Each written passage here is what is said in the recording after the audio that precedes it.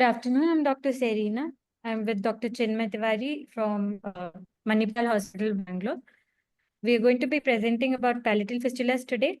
Cleft palate closure involves closure of all the mucosal, nasal and oral mucosal layer along with aberrant muscle layers of the palate. Complications of cleft palate closure includes velopharyngeal insufficiency secondarily and oronasal fistulas. Tension-free closure is the primary most important thing to prevent oronasal fistulas.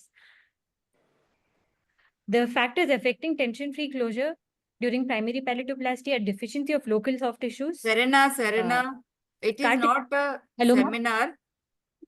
It is not seminar. You have to present the case only. So the panelists will ask you questions. Okay? Yes, we'll go ahead. Yeah. First You case, just... a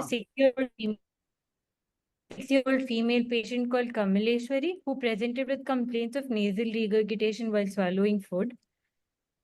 She was born full term by normal delivery in 2009 and operated for cleft with complete right-sided cleft lip and palate, Nagpur classification 3, operated in 2010 for cleft lip and cleft palate in 2011. She presented in 2015 with complaints of nasal regurgitation. There's no history of recurrent upper respiratory tract infections or any other significant antenatal history. General physical examination was not significant to the case.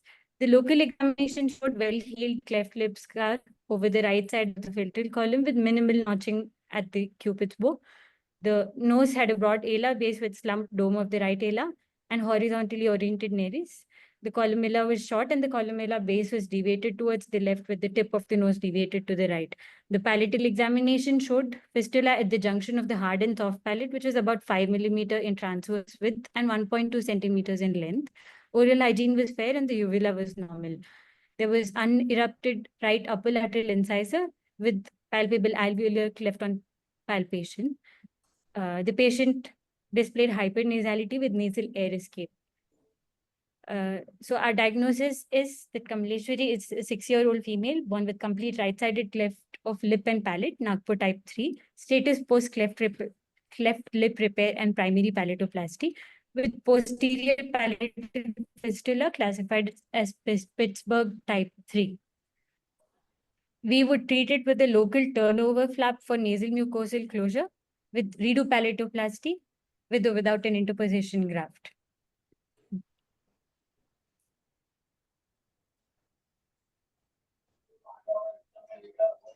Should we move on to the second case? We'll discuss the first case now first. Yes. Ready, sir? Yeah. So, You'd like to answer?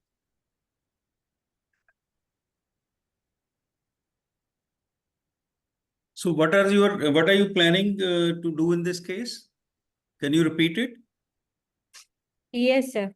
The cleft is at the junction of the soft and hard palate. It's a posterior cleft of about 5 millimeter into 1.2 centimeters length, 5 millimeter transverse width. We would like to close it with a local turnover flap for nasal surface closure and redo palatoplasty by re-elevating the palatal flaps and approximating in the midline. So when you say redo palatoplasty, so are you just going to close the mucosal layers or do anything else also? The intervelar veloplasty as well, so re-approximate the muscle layers. Right. So this is going to be a straight line closure. So when you're going to do this, so can you do anything else? If we want to avoid straight line closure, we can do a Furlow's double opposing Z-plasty. It will also serve to lengthen the palate.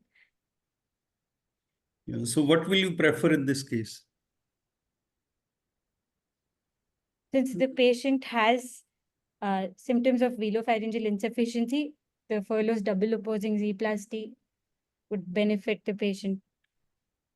So how will you know whether the velopharyngeal insufficiency is there or not?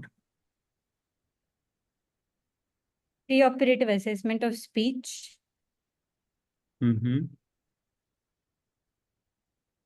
So speech may be disturbed because of the fistula also, no? So it may Fistula not as be, well, yes. no, even the fistula will cause the speech problem. So nasoendoscopy Mm-hmm.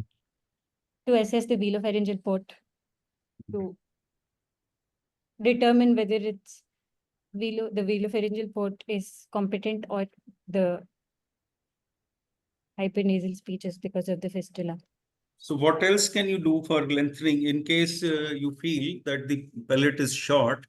So in this case, and one way of lengthening is it with the furloughs. So is there any other method by which you can do the lengthening of the soft palate?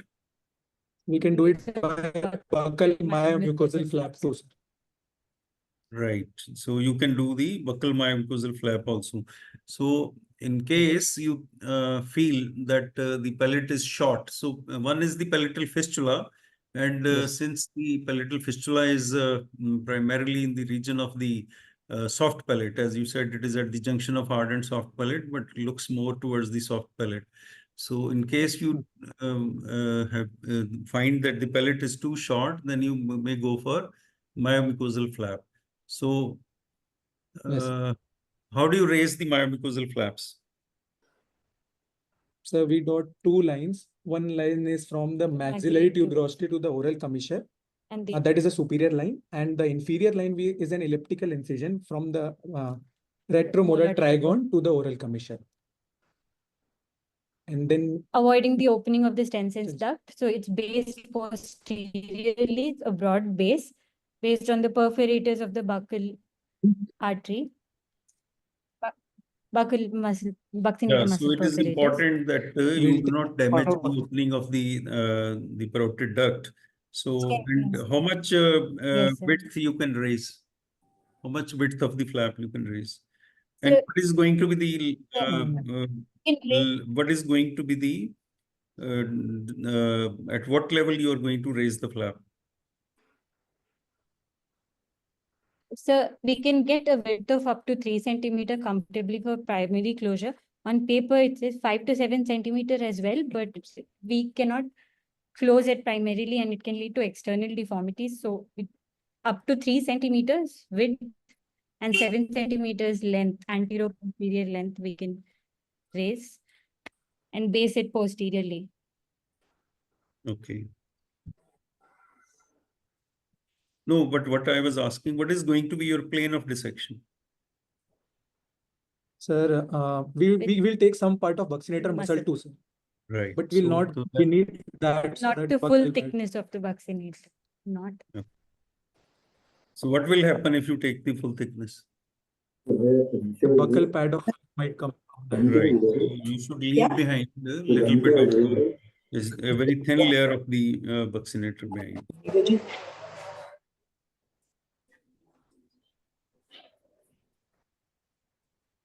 Serena, can you keep your presentation on? Yes, sir.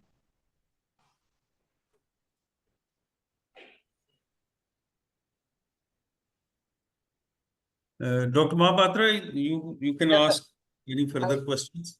Yes, sir. So, question to Serena and Chinmay. What was the presentation of this child? What presentation did the child come to the OPD?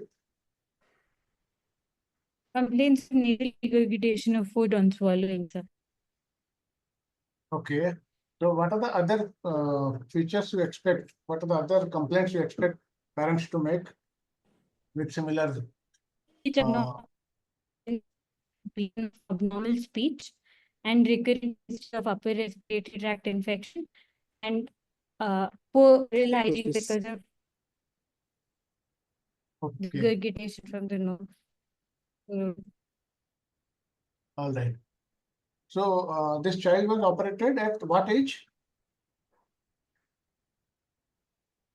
Born in 2000, was operated first in 2010 for cleft lip repair. What are the age of the child at lip repair? What are the age of the child at palate repair? And what age did the child present to you?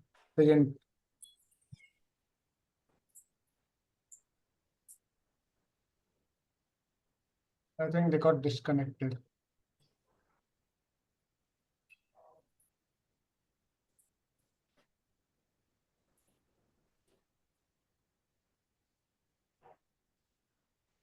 So we have got Incident.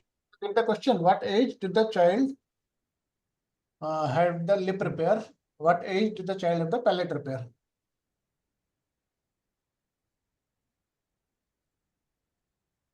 Born in 2009, was operated in 2010. 1 year of age, cleft lip, and Lip was done at- palate at 1.5 years of age. and palate was done at 2 years of age. So do you think this history might be important why fistula developed? Yes, sir. The late cleft palate repair. Charger निकाल के देना। What could be the possible association?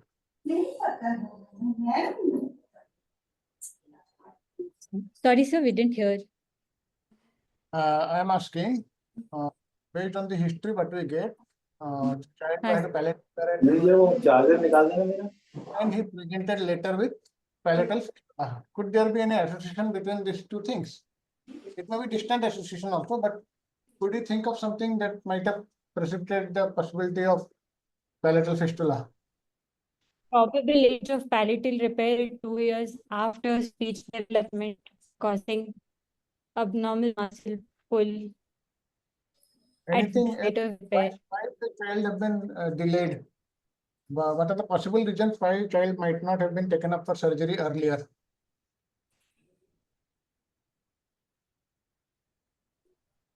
For What- general health, Sorry, illiterate parents that presented late, could not get you. Your voice is not clear. What are you telling? and unawareness in the parents that might have brought the child late to the hospital.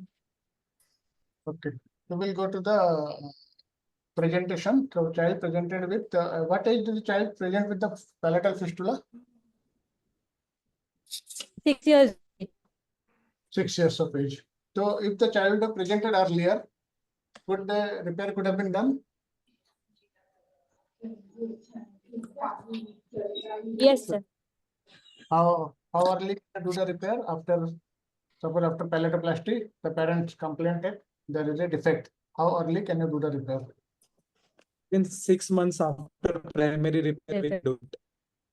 Okay, all right. So we can go to the next case. Shall we go to the next case? Yes, sir.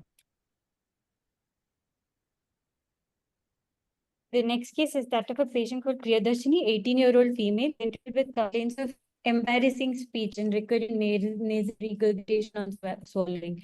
Patient was born with Nagpur classification group 2 of the hard palate or soft palate with no significant antenatal history. Operated at 1 year for palate repair. She now presents at age 18 in 2017 with complaints of abnormal speech causing social embarrassment. Associated complete nasal regurgitation of no history of respiratory tract infection, no significant antenatal history. On local examination, the lip normal, the alveolar arch is normal dentition as per age. The palate shows the junction the primary and the second palate about 1 centimeter with 1.2 centimeter anterior posterior length. Oral hygiene is fair.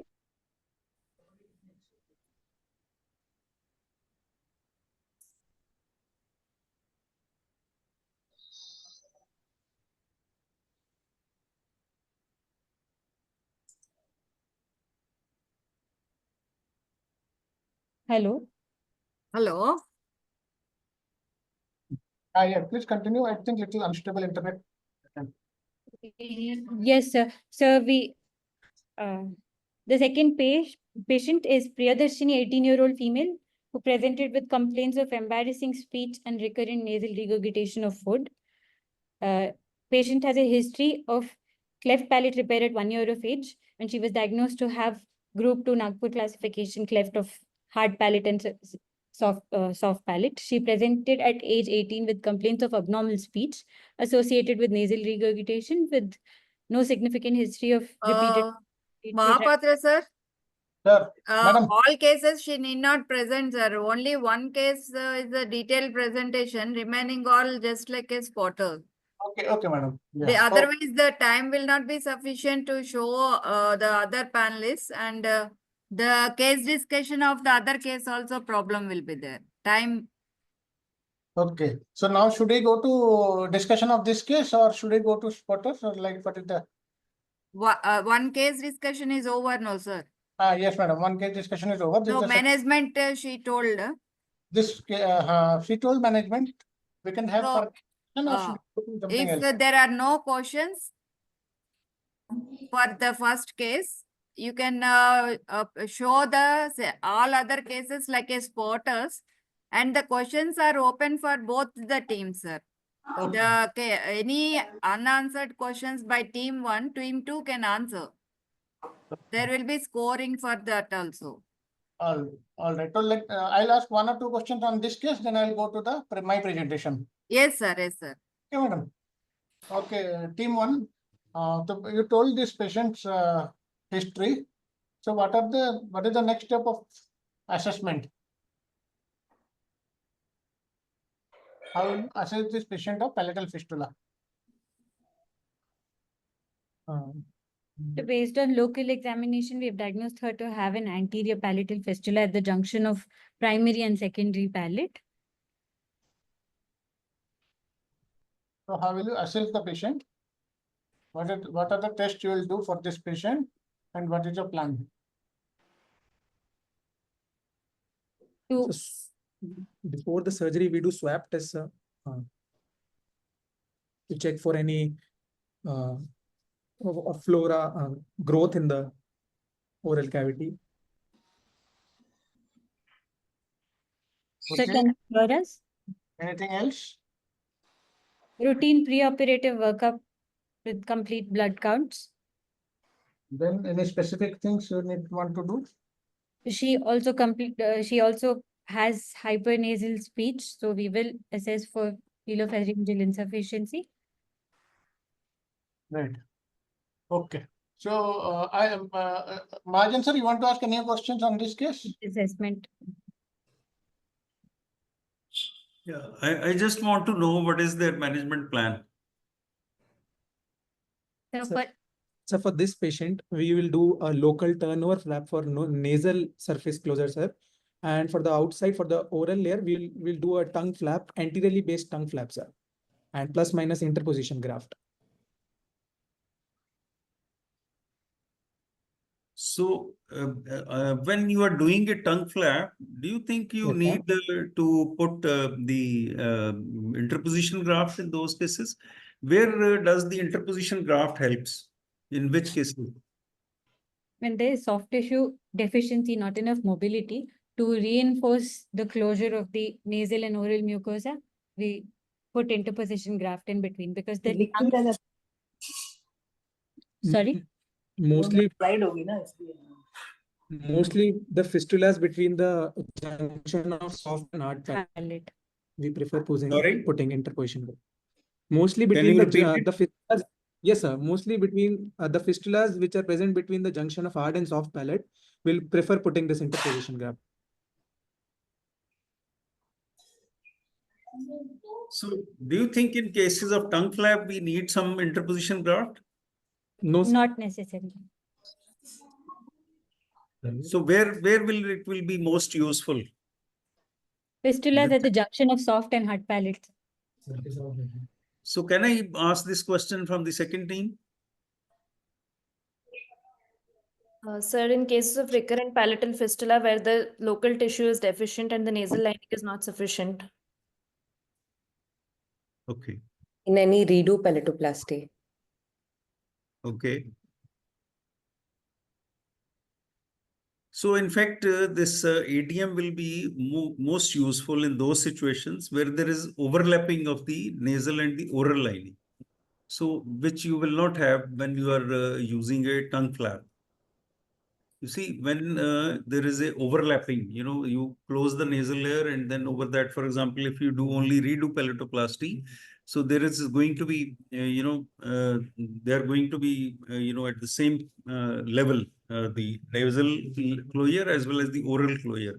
So that is when it is going to be most useful. I don't think when you're doing a tongue flap, there is a need for putting an interposition graft. So anyway, so I think we can go ahead with what is the next plan? Yes, sir. Lakshmi madam, I will share my PowerPoint. Serena, you can disconnect. Yes, sir.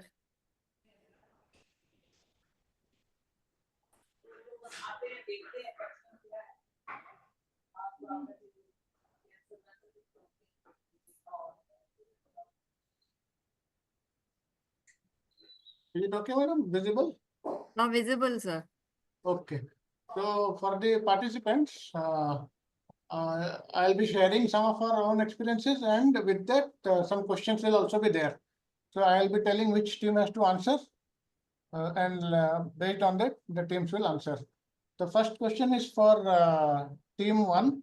How do you classify palatal fistula? Sir, based on the Pittsburgh classification, sir, there are 7 types of fistula, sir.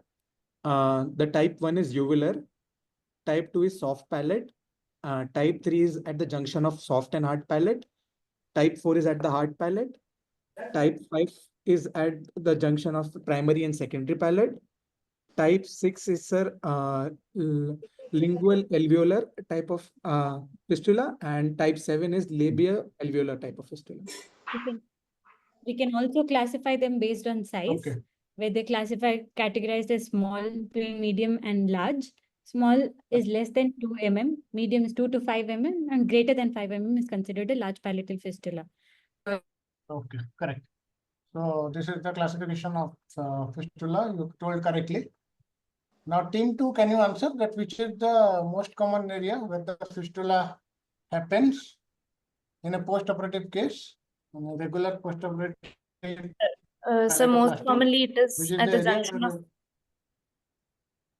So most commonly it is at the junction of soft and hard palate. correct. And suppose it is a group 3 cleft palate, then what is the most common site of occurrence of a oral fistula?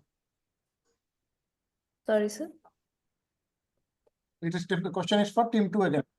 Okay, can team 1 ask? Did you understand the question? If it is a group 3 cleft palate, what is the most common site of occurrence?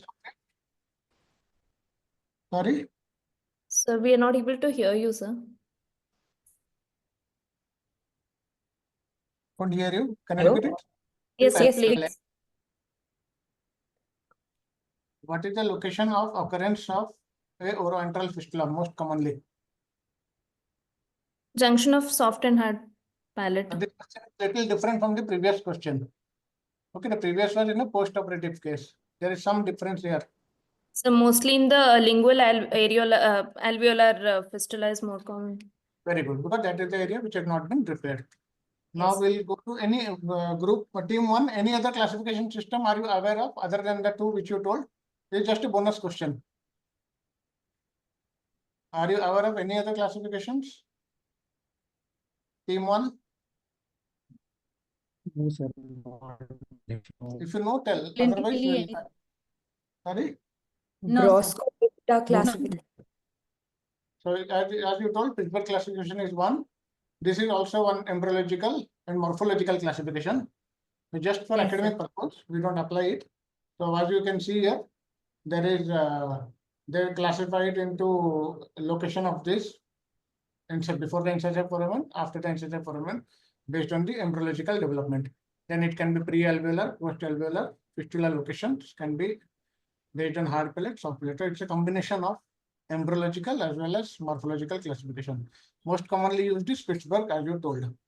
And as you told, small, medium, and large fistulas can be classified based on the diameter.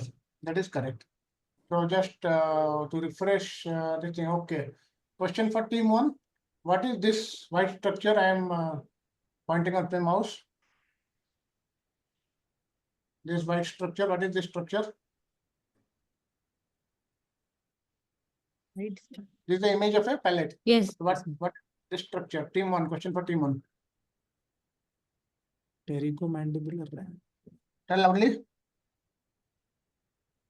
Or the question goes to team 2. It's a very simple thing.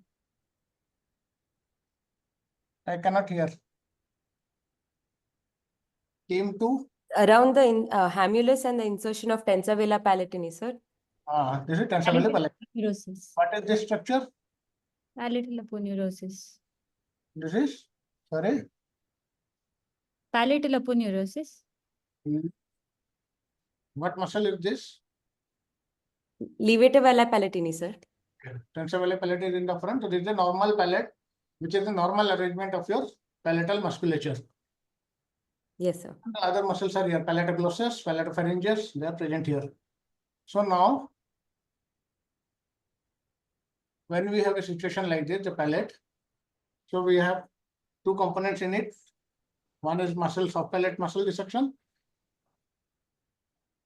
And second is you do a sharp dissection. This you do to release the muscles from the posterior border of hard palate. Now, how do you medialize the muscles so that question for team 2? How do you medialize? What are the options to medialize these two muscles so that we can close? Because you told that there's a defect is fistula is more common in this area. Yes, So sir. how do we bring these muscles into this position to form a tension-free closure? Question for team 2. By teasing out the muscle fibers from the insertion at the hook of humulus, sir. And then also dissecting along the pedicle, so we can increase the length of the pedicle, so we can increase the flap further, sir. Correct. Advance it. Yeah, correct. You told about the hard palate, dissection around the pedicle, or the soft palate, sharp dissection of the muscles. And what other options are available to bring the muscles medially? And beyond. Team 1.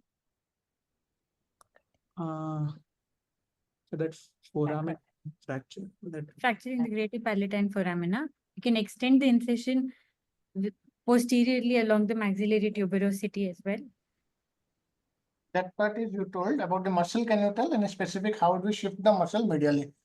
Because the difficulty lies in that only. As you can see in the image, the widest part of the cleft palate is in this area. The junction of hard and soft palate, that is the reason you need to release the muscle as nicely as possible and bring them. So one method is you remove the muscle from the humulus. What other methods are suggested to free the muscles?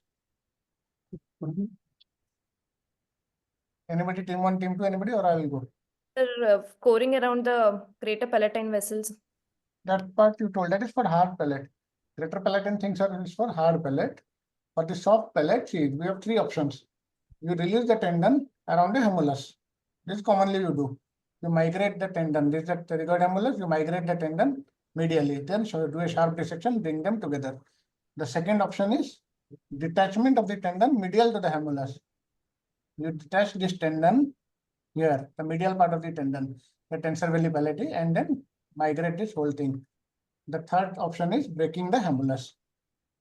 Got it?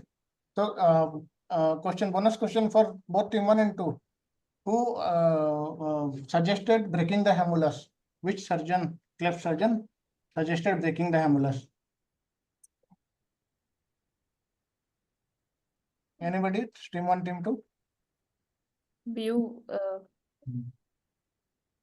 Tell it. Any cleft surgeon you know or you are aware? Bill Roth, is it? Tell loudly. Bill Roth, sir. It is Dorrance. Dorrance was one of the surgeons who suggested breaking the humulus. Okay. Now, just rapidly, we'll have some short questions, explanation. The question for team 1. So, how do you think surgical technique contributes to fistula formation? What is the role of surgical technique? Sir, it leads to a tension-free closure. Tension-free closure. Tension-free closure. Again, anything else? Overlap of the nasal and the oral mucus. So double layer closure. Double layer closure. Yes. Triple layer basically in the soft palate. Triple layer. And hard palate, double layer closure. Yes. Okay. Question for team 2.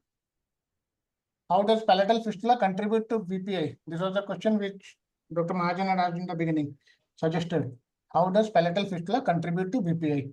It causes air escape through the fistula to into the nasal cavity and causes hypernasality, sir. Okay. So which kind of palatal fistula will be more likely to cause BPI?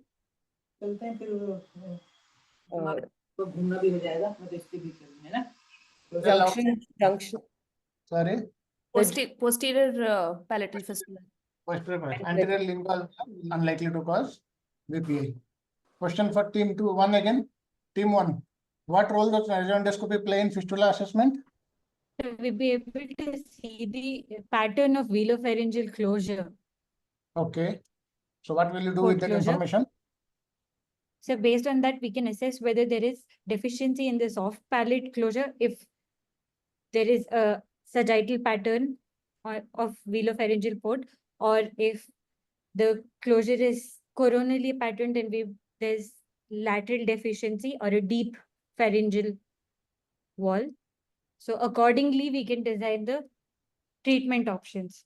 Okay. Good. And when will you do the BPI correction? At the same time of fistula closure or in a separate stage? At the same time, sir. Yes, sir. At the same time. Buccal mucosal flap serves to do both. Then, team 2, which situation do you think we can delay fistula repair? Team 2. Small fistulas which are possibly which can undergo spontaneous healing. Yeah. Okay. Anything else? All the situations you can suggest. One or small fistulas. Anything else?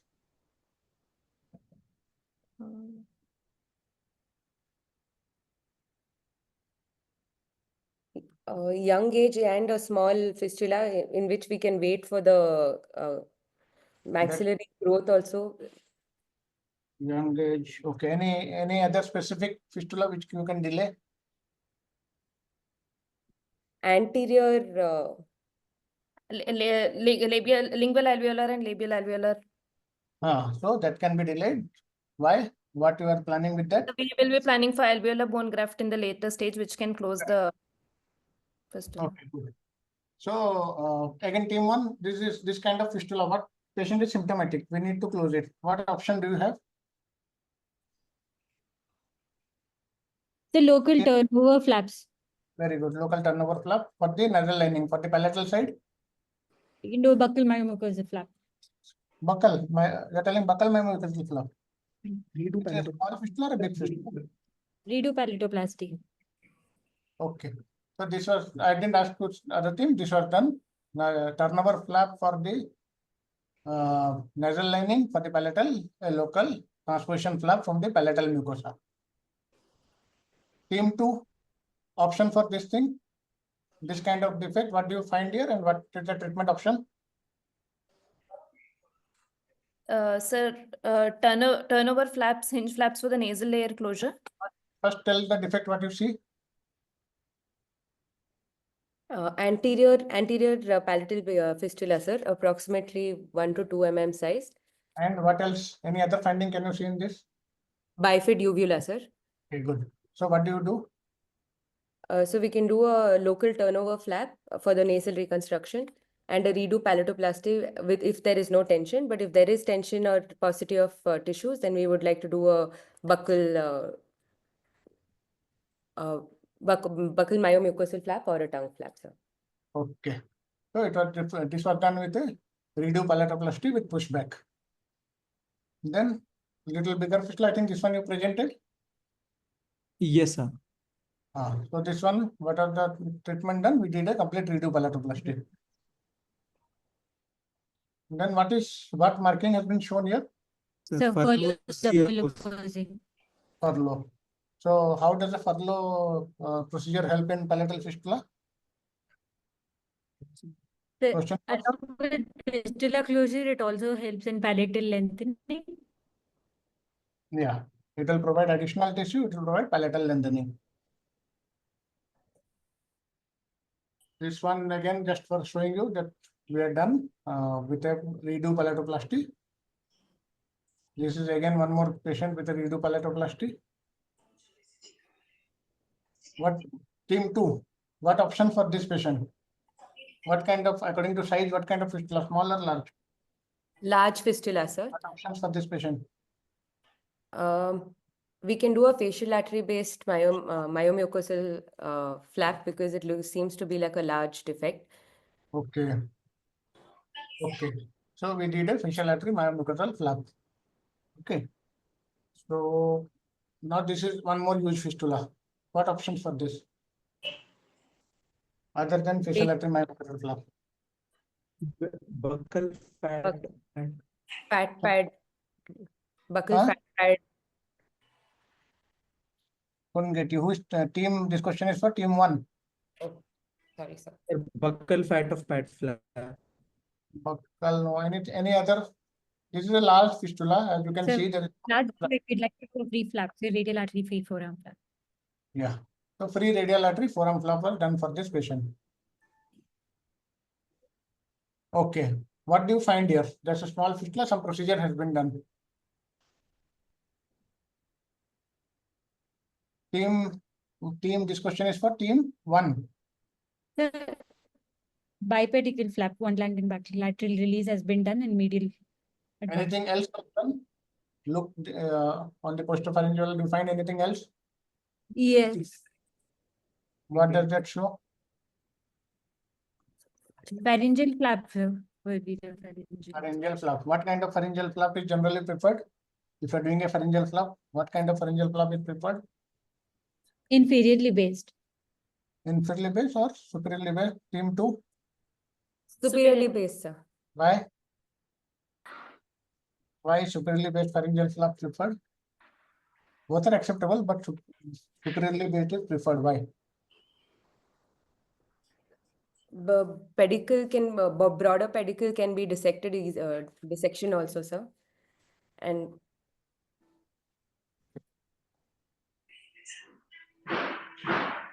we attempt to robust blood supply also, sir. So anatomical positioning also will help us elevate the flap as it is if it's superiorly based. Okay. So we'll go to the next thing. What do you find here? Team 2. What is this defect? What has been done?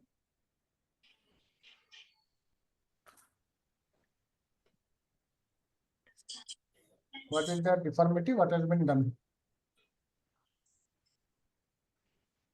Team 2. Anterior palatal fistula, sir, and my buccal myomucosal flap, posteriorly based buccal myomucosal. No, superiorly based FAM, sir. Facial artery it looks. What flap was done? You're telling the what flap was done? Anteriorly based or posteriorly based? Posteriorly based, sir. Then how is it transferred to the defect? Posteriorly behind the teeth and by tunneling, sir. Posterior to the molars. Yeah, it's coming to the defect. In this situation, how is the flap coming to the defect? By tunneling, sir. But by no. tunneling of the flap posterior to the molars. Okay. So you see. Now you can see what base was there. Anteriorly based or posteriorly based? Anterior. So it is anteriorly based. Okay. Okay, sir. That's all from my side, Lakshmi madam. Thank you, sir. Wonderful demonstration of spotters. I request Dr. Ravi Mahajan, sir. Would you like to share your case, sir?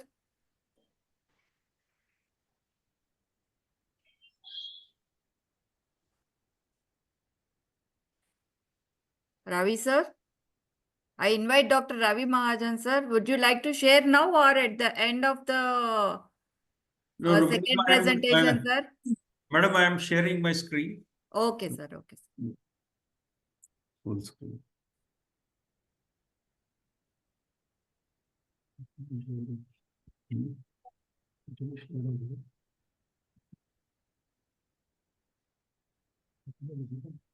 Yeah, can you see? Yes, sir. Yes, sir. So I would like to ask them, about this case. So how would they like to manage this patient? So this is a case, who had this initially operated for lip and then palate. And this is the palatal fistula which is there. So how will you manage? Can you please tell me? Team 1. Large anterior palatal flap. We can do a superiorly based facial artery muscular mucosal flap for cover. If not, we can move on to an anteriorly based tongue flap. Okay. So how will you close it? You will straight away go for the flap, or you will do something else? So for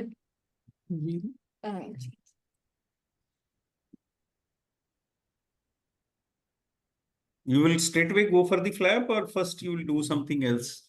Separate the pre-op- nasal and oral units. preoperate. Hello, sir. No, in surgery itself, I am asking Yes, sir. that you will just put the flap there straight away? The hinge flap, so to close the nasal layer. Yeah, so it has to be a layered closure. So I Yes. think so. And how do you close the nasal layer? The hinge flap. So do you think in this case hinge flaps will be enough to close your this such large fistula? turnover of the oral mucoperiosteal layer will also add to that closure. Okay. So any specific thing you will do so that you can have a tension-free closure of the nasal layer also? We can do bilateral buccal myomucosal flaps also, sir. Okay. So in that case, you will use one for the lining and one you will use it for the cover. Yes, sir. Yes. So, but if you have to use the local tissues only, you have raised hinge flaps, and Yes. still you find that this is not enough to give a tension-free closure. So, Yes, while dissecting, is there anything else you can do so that you can have a tension-free closure? Boomerang flaps. Is it? Other than that, In this case, if you just notice in the center that we see the vomer, but that's quite high up. And then there is a inferior turbinate which you are seeing over there. So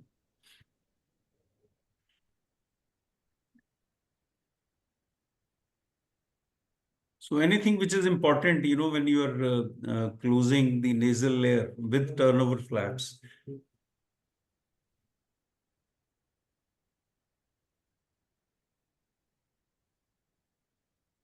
So team 2, can you tell me how will you close the nasal layer in this case? Hello?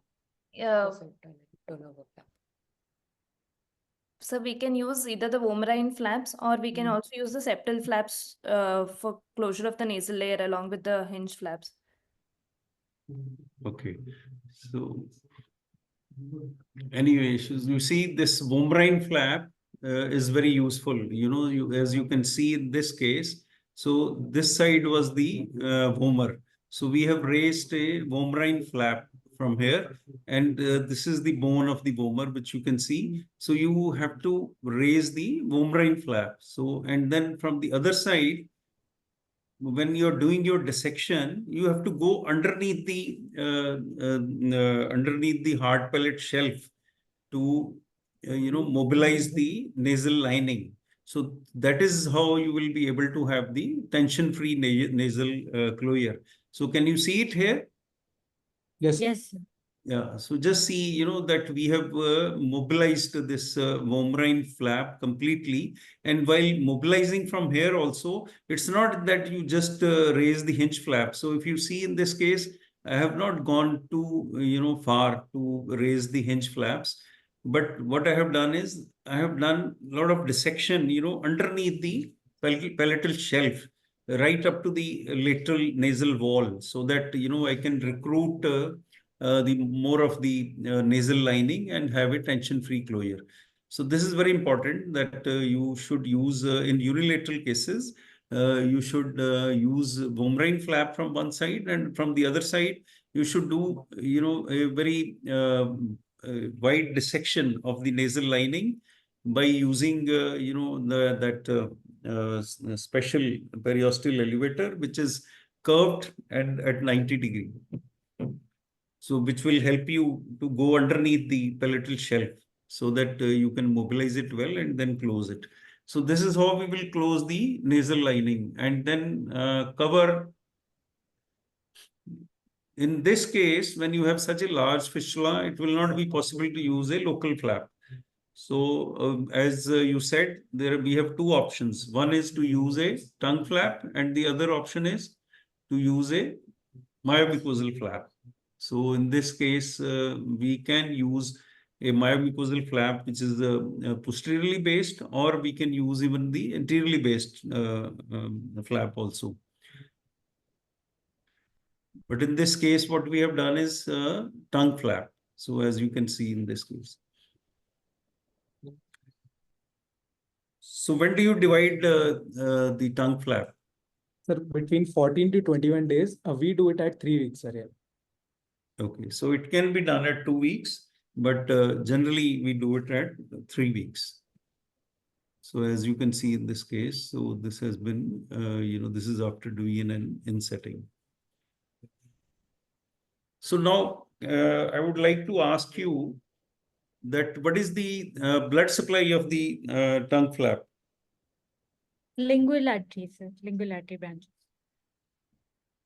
Lingual artery branch. Renine branch of the lingual artery, sir. Sorry? Renine branch of the lingual artery, sir. Is there anything like renine branch or it is called something else? So the lingual artery goes on the lateral side of the tongue on both the sides. So what does happen at the tip where the lingual arteries, they join each other?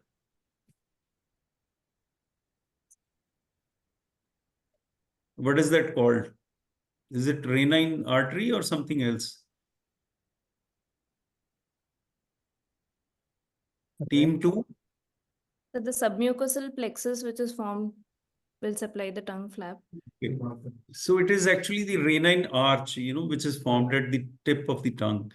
And what you said about the submucosal plexus, so that is through which the blood supply will go when we, for example, talk about the subdermal plexus or something like that. So that is where the submucosal plexus is important.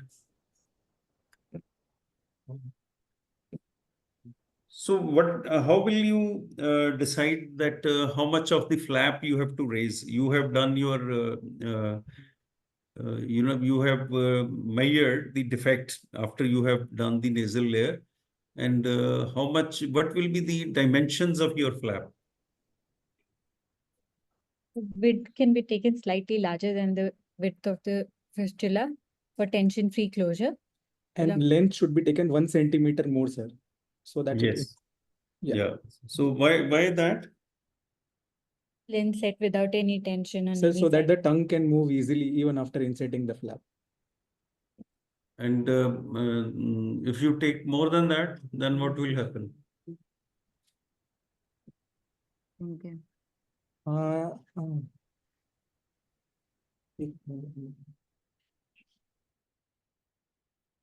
Say you said that you take extra 1 centimeter length. No, that is for the bridge of the flap. Yes, sir. If you take more than 1 centimeter, then what will happen? It might reach the circumvallate papillae, sir, and then we might destroy the taste buds. Team 2. These are very simple questions which I'm asking. The basic principles of plastic surgery. So if the pedicle is longer, there is higher risk of strangulation, infection, increased raw area. I mean, raw area is. the chances of kinking will be more, you know, if you have a, yeah. So you see, it is very important to keep the length of the pedicle just about a centimeter, because if you keep it less, then there is going to be a tension at there. And if you keep it longer than that, then the chances of twisting of the pedicle will be there. So that is why we just keep it 1 centimeter extra than the anterior-posterior dimension of the defect. And at what level the dissection is done of the tongue flap? Posterior edge of the art palate, posterior edge of the fistula, sir, if it is anteriorly based. At what level? I think No, I am asking what is the level of dissection. So when you are dissecting your tongue flap, so up to what depth, up to what depth you... So we take a thin layer of muscle along with the flap. So right. It's 0.5 centimeter. Yeah, so you can you should take about 3 to 5 millimeter thickness of the muscle. So that is what is the purpose of that? I think you said something. Yes, sir. So that we don't go into the territory of the submucous plexus, sir. Yes, that is why, you know, you take about 3 to 5 millimeter thickness of the muscle so that you don't damage the submucosal plexus. And what is the posterior limit of the flap? Up to the circumvallate papillae at the junction of the anterior 1/3 and anterior 2/3 and posterior 1/3 of the tongue. Right. So that is all. And then what is the anterior limit?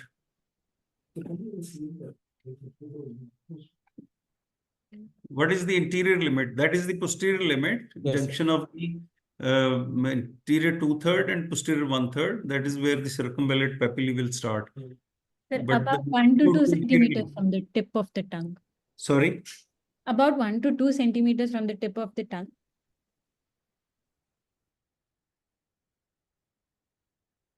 So team 2, can you specifically tell me what should be the anterior limit of the flap? Up to what level you will go? Sir, about 2 centimeters and posterior to the tip of the tongue, from the tongue tip.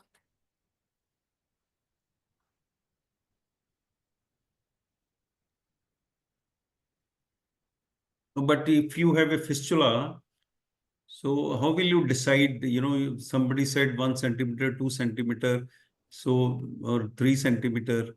So in a particular case, how will you decide where will, up to what level you will raise the flap anteriorly? Posteriorly, you have gone up to the junction of the anterior 2/3 and posterior 1/3, but anteriorly, up to what level you will come, keeping into consideration the fistula, you know, the defect which you have created. Just below the posterior edge of the fistula, sir. We go yes, yes, that is what is important. You see, that is something very, very important, that your anterior anterior limit of your flap will be up to the posterior margin of the defect. Why? So that the tongue can easily glide out, sir. And already there is 1 centimeter. Yeah. So what will happen if you come too anterior or you remain too posterior? Too anterior, the length of the flap is wasted in trying to cover the fistula if the flap is based too anteriorly. So the speech will be disturbed, sir, if after we have even inserted the flap. Why? You see, your flap should go at 90 degree. You know, we want that pedicle of the flap to go from the tongue up to the defect at 90 degree. We don't want any acute or obtuse angle. If the angle is acute, then the chances of kinking are there. So we want it to be at 90 degree. When your anterior limit is up to the posterior margin of the defect, the flap will, you know, go up and then come anteriorly. So it will be going at 90 degree. I hope you understand what I'm trying to say. Yes. Yes, sir. Understood. So if it becomes acute, then the chances of kinking are there. And then if it is obtuse, then the tension will be there. So that's why, the exact dimension of the defect, adding about 1 centimeter, and then staying up to only the posterior margin of the defect. That is important. Okay. Sir, only 3 minutes are there, sir. Yes, sir. Yeah. Yes. So this is the after the division. So as you can see, so if you keep your flap, not very thick, so you just take enough thickness of the muscle, that is 3 to 5 millimeter. It will not be very bulky, and it will be flush with the rest of the pellet. And so this is another patient of bilateral. Now I'll just, we have less time. I'll not ask any more questions. I'm concentrating primarily on the tongue flap. So this is a bilateral cleft lip and palate. Where we have fistula. And in bilateral cases, when you are closing the nasal layer, so you have to close it on both the sides. So you see, when it is a unilateral cleft, you are closing the nasal layer. You need to close it only on one side. But if it is a bilateral, you will have a hanging vomer there. So you raise the vomerine flap from the center on both the sides and then close it. So you have to do closure on both the sides in cases of bilateral cleft. And this is the tongue flap which has been raised. And this is inset. And this is after division. So you can see, and when you are doing this, you can, go into the alveolar defect also. So this is a bilateral case. So I will just, I think I'll do away with the questions and just tell you a little bit how the tongue flap is done. It is done under general anesthesia. You have to do the repair of the nasal lining. You have to elevate the tongue flap the way we have described. Tongue flap inset, and division you do it at about 3 weeks. And when you are repairing the nasal lining, as you said, hinge flaps or turnover flaps from margin of the fistula. And in a unilateral case, you will raise a vomerine flap from one side. And in bilateral case, you will raise the vomerine flap from both the sides. And what is important is what I was telling, proper mobilization of the nasal lining from underneath the palatal shelf, so that you can have a tension-free closure. So you can see in this case, this is a bilateral case, and you can see this is the vomer from which the vomerine flaps have been raised on both the sides, and then nasal lining from here. And this is the vomerine flap raised from one side.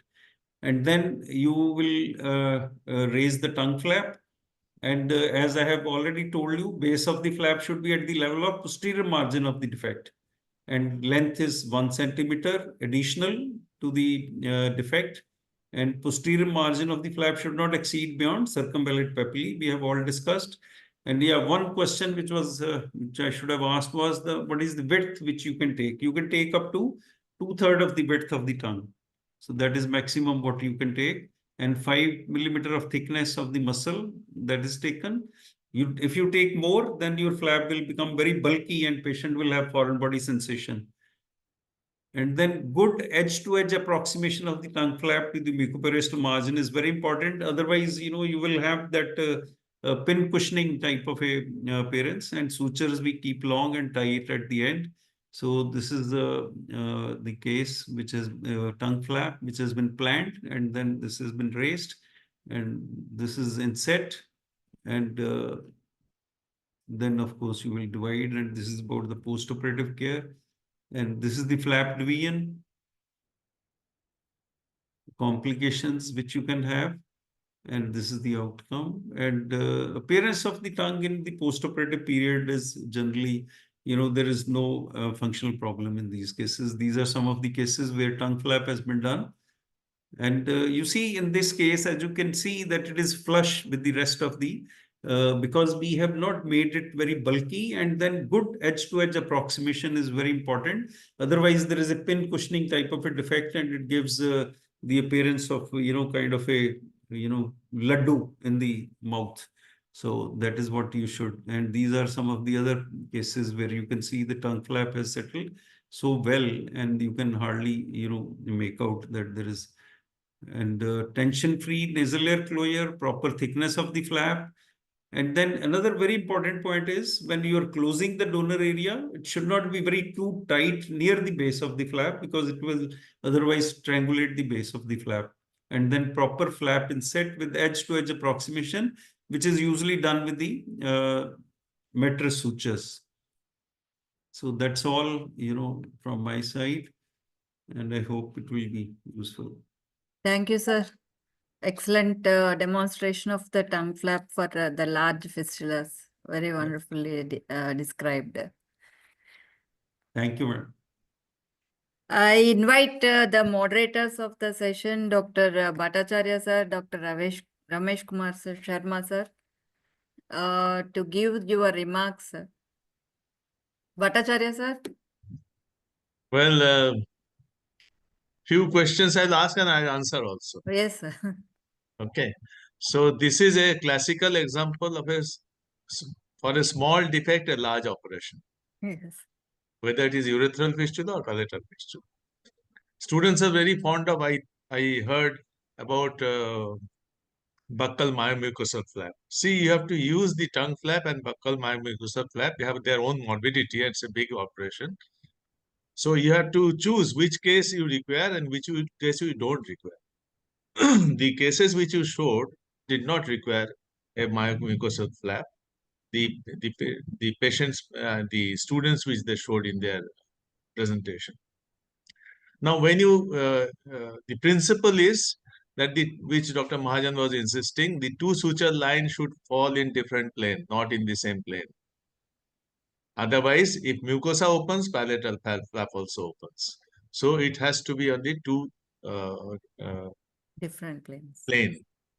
And that is why you have, for such defect, you have a hinge flap or a turnover flap from one side and a transposition flap from the other side, which Dr. Devi Prasad was showing. Now, when you are planning for a tongue flap or a buccal myomucosal flap, then you have liberty to hinge all the tissues from both sides. But when you are planning for hinge flap from one side and transposition from the other, that means the hinge flap has to be large on one side and just a rim incision on the side of the transposition flap to suture the hinge flap to that tissue. And then you transpose a flap to cover the fistula as well as the donor side of the hinge flap. So your calculation has to be in that way. It is a large transposition flap. So that is the other thing which I wanted to say. And then when you do a tongue flap, elaborately presented by Dr. Mahajan, I would like to ask them, how do you place the tongue blade when you open the mouth gag? Because your mouth, if it is lying on the tongue, then your tongue is gone behind the blade. So you must know how to use the gag as well as to adjust the tongue blade. It is usually on one side. That is a very practical thing.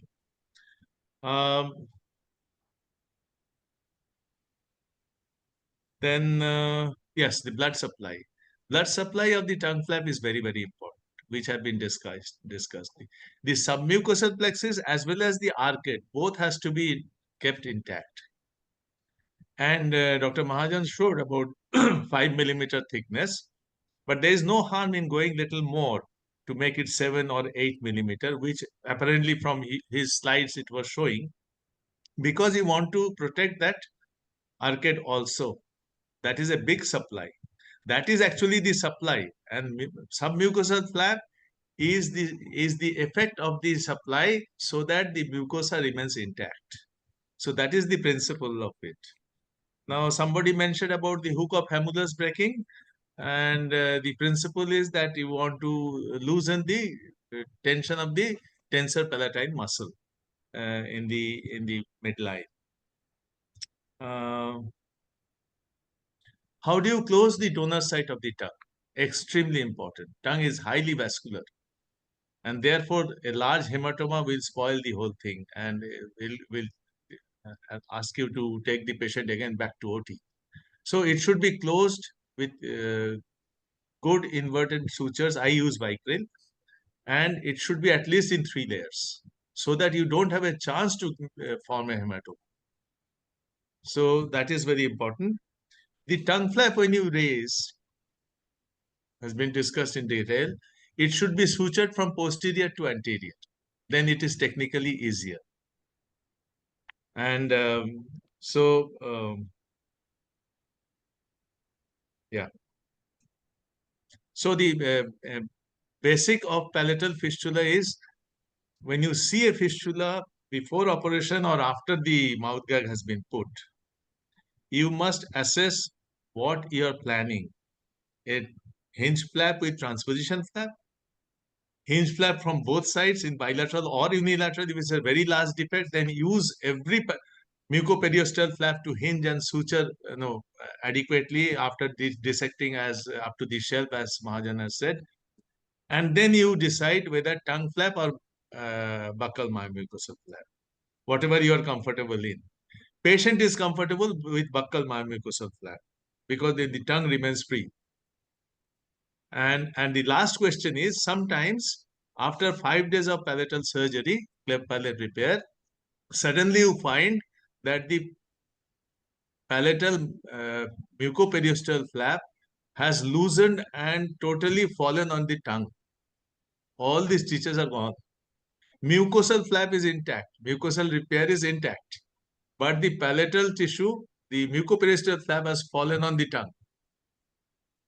And what to do? You are going to resuture or to wait? Answer is wait. Resuturing is always open. So with the push of the tongue, the palatal flap again gets stuck most of the time to the mucosal layer, which you have repaired. So don't worry if the palatal flap falls on the tongue. Just wait, because the reoperation is always open. Most of the time, the push of the tongue will stick the flap to the mucosal suture. Thank you. Thank you, sir. Now I invite Dr. Ramesh Kumar Sharma, sir, to give your remarks. Yeah, I think this session was very well conducted, and I must compliment the people who presented the cases, especially the residents. I think they have done a wonderful job. Dr. Ravi's presentation on tongue flap was a masterclass. There is hardly anything which can be added to that. But I thought that it will be worthwhile discussing how do we detach the tongue flap 2 weeks later or 3 weeks later. So because sometimes the anesthetist might have difficulty in putting the tube. So I will like Ravi to comment upon that if he can.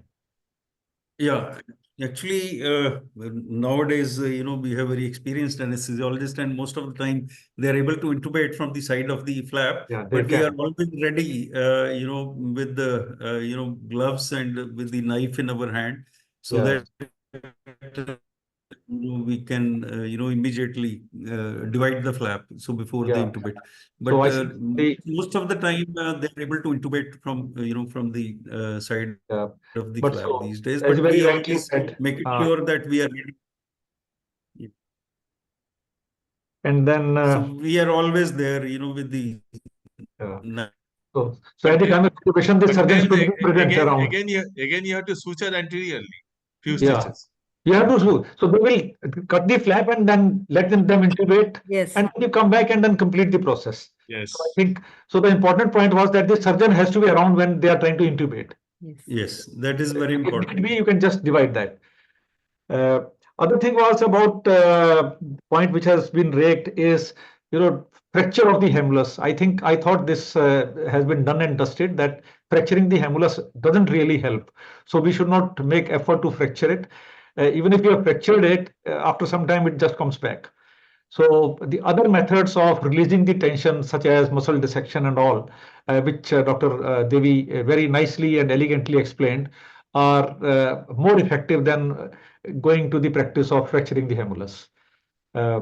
I think most of the topics have been covered. And once again, I would like to congratulate the organizers and the presenters, both the faculty and the residents, for a wonderful session.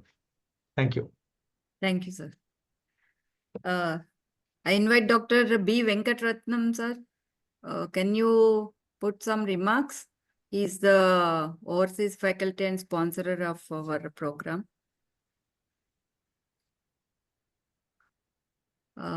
Think he cannot unmute, and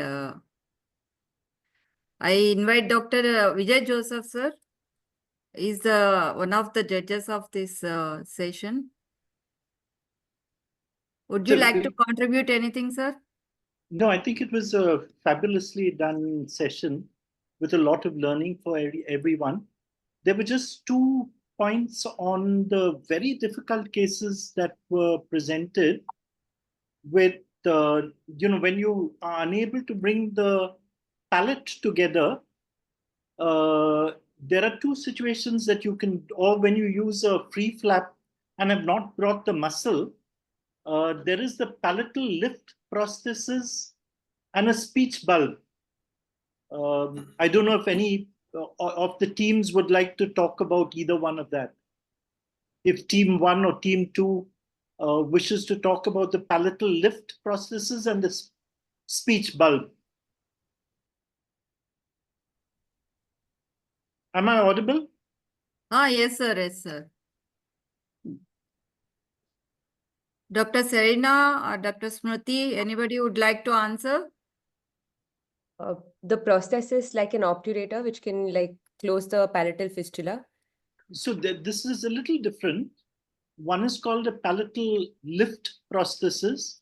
The other is called a speech bulb. Palatal lift prosthesis pushes the soft palate posteriorly along with obturating the fistula.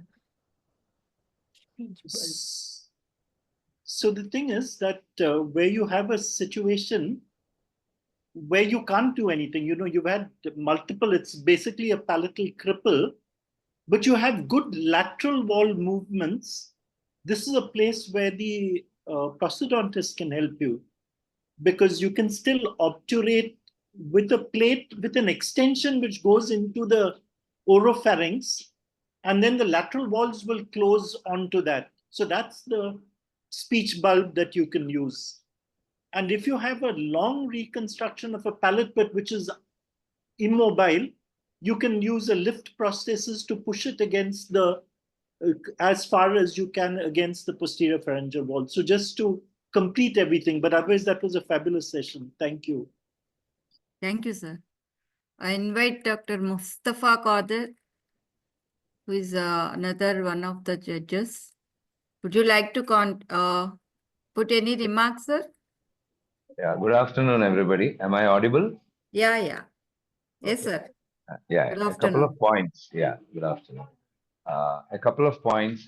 This is in addition to what Dr. Bhattacharya mentioned about the selection of cases for a tongue flap. It is not the size of the fistula which will decide the need for a myomucosal flap. But what should be taken into consideration is the vascularity of the existing palatal tissue and how to assess that. So one of the ways that you can do is to check for the rugae.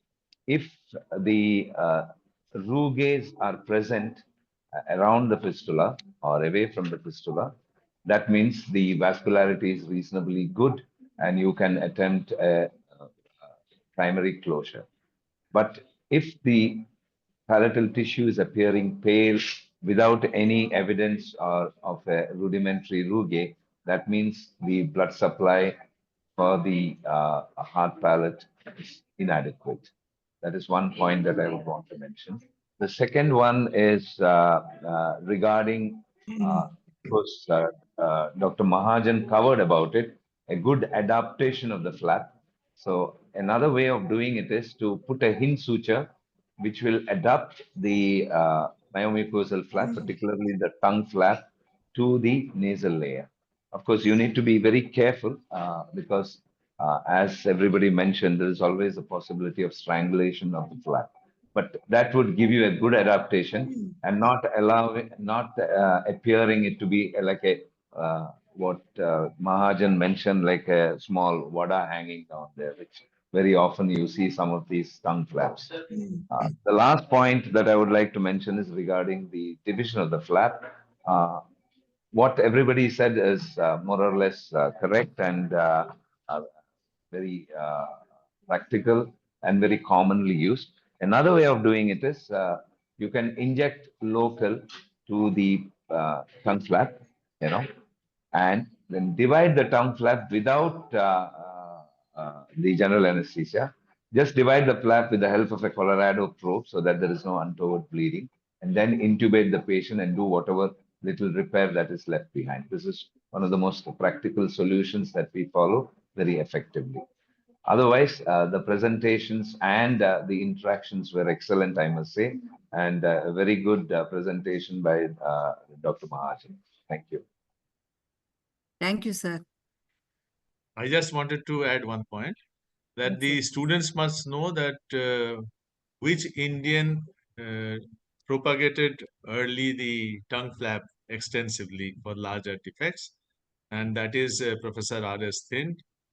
Dr. Ravi Mahajan must be knowing him. Yeah, yeah. And, he's my teacher actually. That's I where know, and he was my examiner of FCH. Okay. So he was the man who used to use a lot of tongue flaps and used to present in the conferences. So the name of Dr. R.S. Thind must be known to the students of present generation. I would also like to add a little more to that. Dr. Ravin Tatte used to do tongue flap for even primary palate repair at some point of time. Yeah, that's true. Now we'll move on to the second session.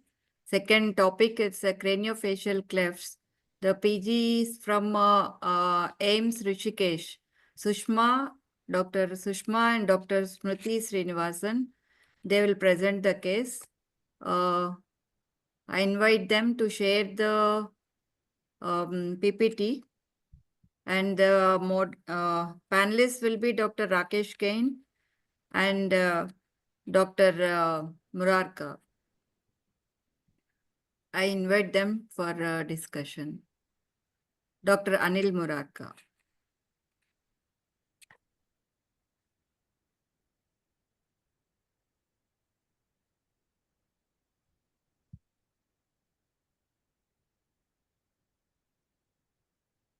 Good afternoon, everyone. One second, ma'am, I'm sharing the PowerPoint. Hello. Hello.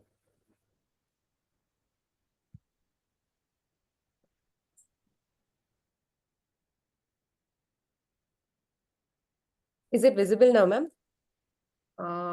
Not yet. Just a minute, ma'am.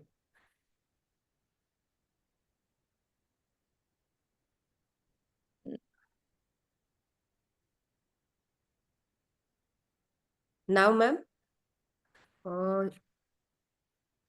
Yeah. It is visible. Make it full screen. Yes, ma'am. Good evening, everyone. We are from Team AIMS Rishikesh. We are presenting a case on craniofacial cleft. We are presenting a case of a 4-year-old child with complaints of difficulty in feeding, drooling of saliva, especially for liquids, and aesthetic concerns due to wide opening of the mouth on the left side. There was no history of trauma, infection, or any surgical intervention in the past. We will also want to ask about history of any associated ear problems, repeated URTI, feeding problems, speech problems, or nasal regurgitations. In the antenatal and birth history, we would like to ask about the term of delivery, whether it was a vaginal delivery or a cesarean section, any maternal illness and exposure to teratogenic drugs or radiation, history of consanguinity, and also the birth weight of the child. And in developmental milestones, we'll check whether all milestones have been attained appropriate for the age and whether immunization is complete as per the schedule. And family history, whether there is any similar complaints in the family members or any known genetic disorders will also be inquired for. In general examination, the child is found to be well nourished and active, and the vital signs and systemic examination is found to be normal. On local examination, we see a facial asymmetry on the left side with widened oral commissure, mostly on the left side, with angle of mouth beyond the normal anatomical boundary. The vermilion height is found to be progressively decreasing and fading on the left side. The left side commissure does not close at rest, and the distance between the oral commissure to tragus is found to be reduced on the left side. So there were no preauricular skin tags. We'll also look for any cleft lip or palate. Ear appears normal. The tongue and palate will also be examined. Maxilla appears normal, and the mandible does not show any visible deviation in structure or any occlusion abnormalities. There are no other evidence of craniofacial anomalies. So we would like to give a diagnosis of a congenital left-sided microstomia, Tisia cleft 7, without any syndromic association.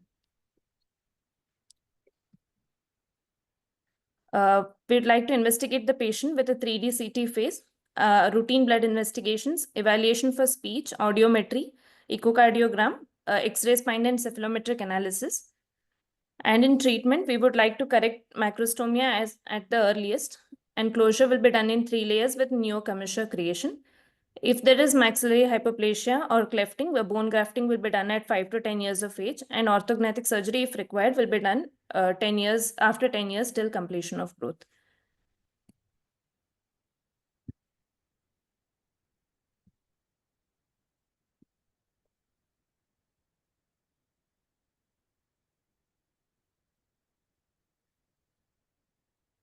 We're done with the presentation, ma'am. Hello, am I audible, madam? Yes, Hello, sir. am I audible? Yes, sir, you Yes, are sir. audible, sir. You please ask the question, sir. Okay, this is a question for the team 1. How Yeah. you will plan the new Sir, commission? team 2. Team 2, how will plan the new commission? Where it should fall? So the neocommissure should fall at a vertical line drawn from the medial limbus. If there are bilateral neocommissure, this landmark can be used. If not, if there is a commissure, if the commissure on the opposite side is normal, the commissure to Cupid's bow length on the normal side can be used, and it can be transposed into the defect. And if there's a bilateral macrostomia, then wherever the vermilion is fading, there is a transition of the vermilion color can be used as a point where the neocommissure has to be created. Okay. What is the most important thing which has to be repaired in these cases? The orbicularis oris muscle sphincter. What are the different methods for the repair of orbicularis oris? Overlapping myoplasty is preferred, sir, because of And rest of the lip, like this is a cleft of the commissure or angle of mouth. How you will close it? Will it be a straight line, Z plus T, W plus T? Skin closure, we will prefer either a Z plasty or a lazy W plasty, because a straight line plasty can cause recontracture in the later phase. And lateral shift of the neocommissure because of contractures. What are the other findings which you can get in CT scan in cleft 7? So we will be finding hypoplastic maxilla. We could find hypoplastic mandible, and also in the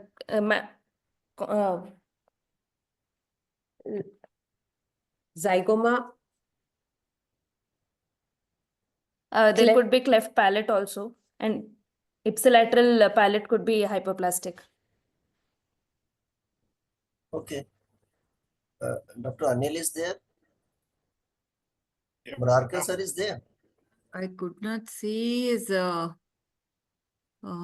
display, sir. You please continue. Okay. At what age this macrostomia should be corrected? Suppose patient came at just after the birth. It is shown to you. What's the ideal age? So till the adequate weight gain of around 5 pounds like in cleft lip, but at the earliest within 1 year in order to improve feeding of the child.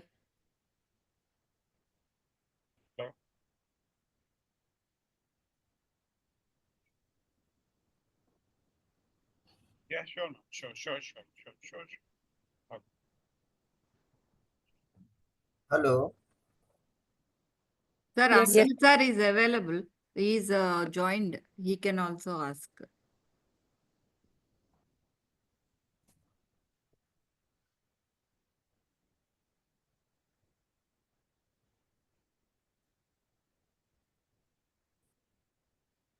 Dr. What are Anil the Murarkar? Yeah. Sir, Yeah, can go ahead. I'll ask questions whenever. Yeah.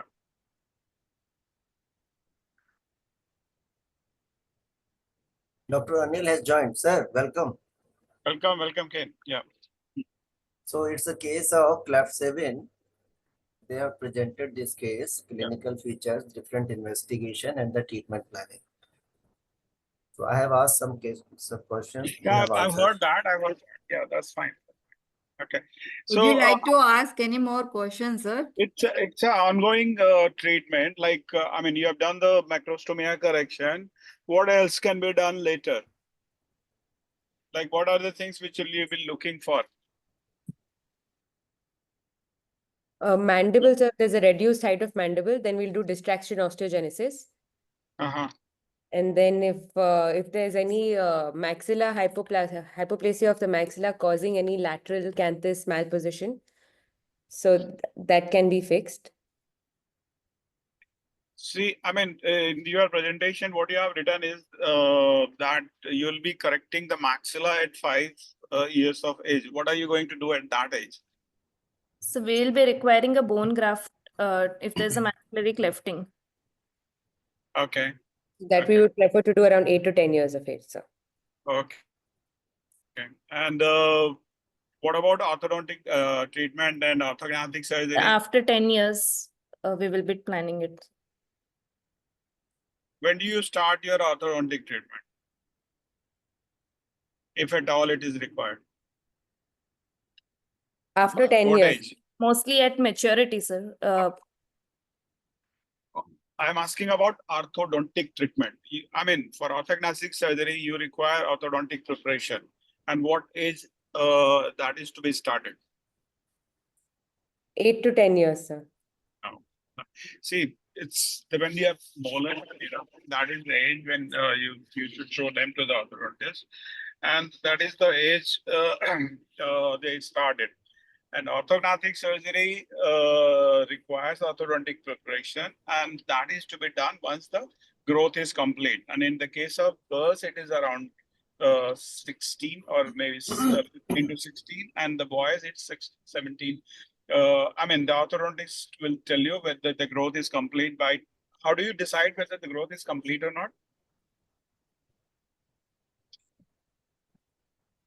Do you have any like things to know that the growth of the boy or the girl is complete? The bony growth. How do you decide about that? So we can get a cephalometric analysis. That will give you the deformity, and that will give you the analysis. Okay, this is what is the like deformity. But how do you decide like that the growth is complete and we can go ahead with the orthodontic surgery now? The length of the mandible and the teeth, number of teeth. OPG and permanent dentition will help us decide, sir. Permanent teeth and eruption of permanent teeth. Anything to do with the X-rays of the wrist? And so, do you have any idea about that? Fusion, ossification center fusion. Okay. Yeah. So orthodontist will tell you that okay, that the growth is complete now, and usually it's not 10 years of age, it's 15 to 16 in girls, or maybe 16 to 17, and 17 to 18 in boys. Okay. Yeah.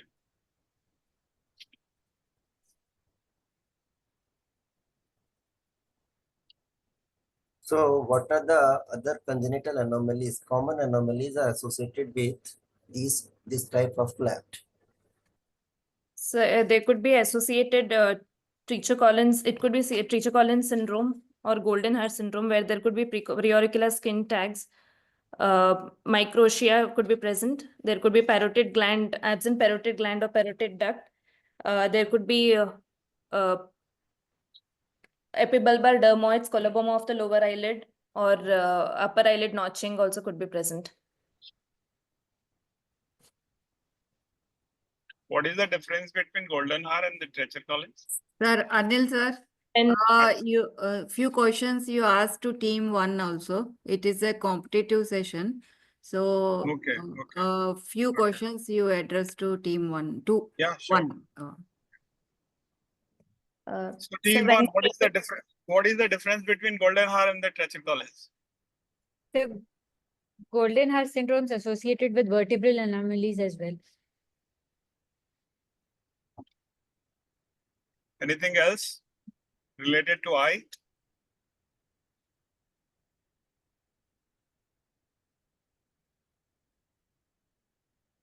Okay, it's okay. No problem. First, now second team can answer if you know. There could be upper lid colobomas, microphthalmia, and epibulbar dermoids also in golden hour. Epibulbar dermoid. That's the one. Okay, that's okay. Okay. And like, what are the different classifications, and which one is the most commonly used? We have most commonly is the TCR classification which is used. Otherwise, we have Van der Meulen classification. What is the full form of the TCR classification? TCR classification. Okay. Yes. What I'm asking is hemifacial microsomia, or what are the different classifications? These are the related. For craniofacial microsomia, sir. Yeah. Is it for craniofacial microsomia? Yeah. The Omen's classification is used, where it is orbital, mandibular, ear, nerve palsy, and soft tissue deformities. Anything else?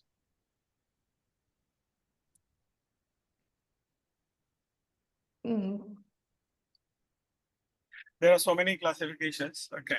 That's okay. Ken. It's okay. I think not much discussion is there. They have presented well and they have answered it. So we can go for the spotters. Okay, sir. You can ask the project the spotter and ask questions open for both the teams.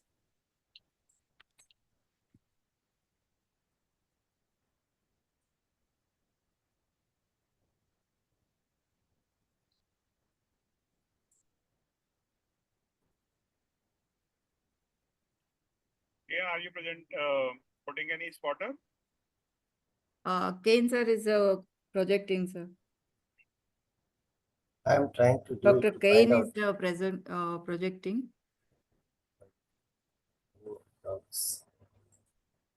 You can share your PPT.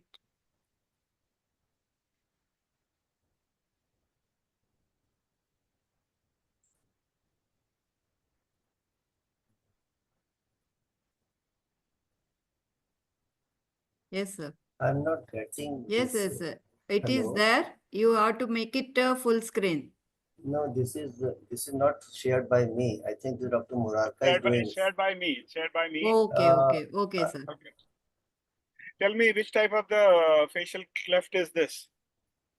So median craniofacial hyperplasia, Tessia type 0.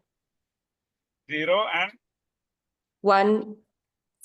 0 and 1 or 0 or 14? 0 and 14. 0 and 14. 0 and 14. 0, 14. Okay. That's okay.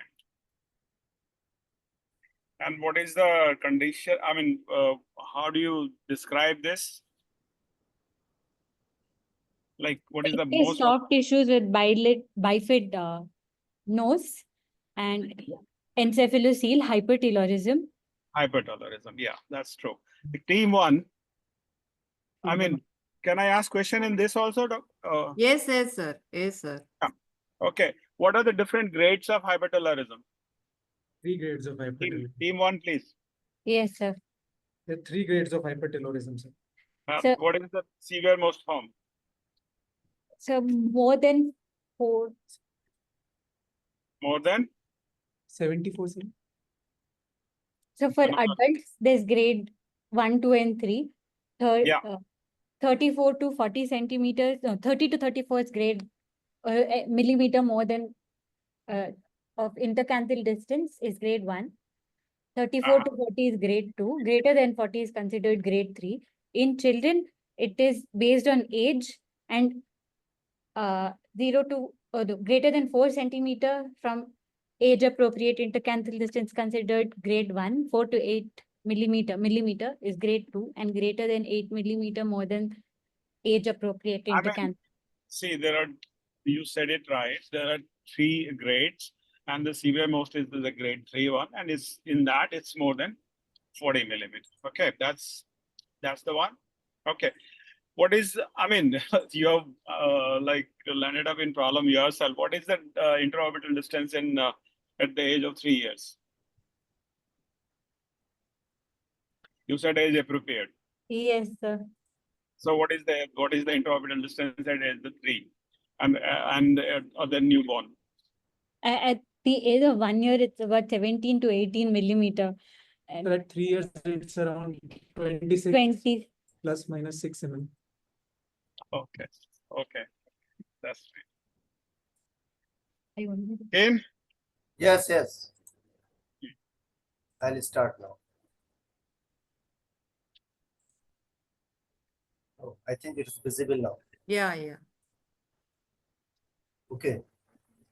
So question is for team 2. What are the rare craniofacial cleft? When you call it's a rare. Share the slide. Uh, Full screen, sir. full screen. Yeah. Yeah. What are the rare craniofacial cleft? Question for the team 2. When you call it's a rare.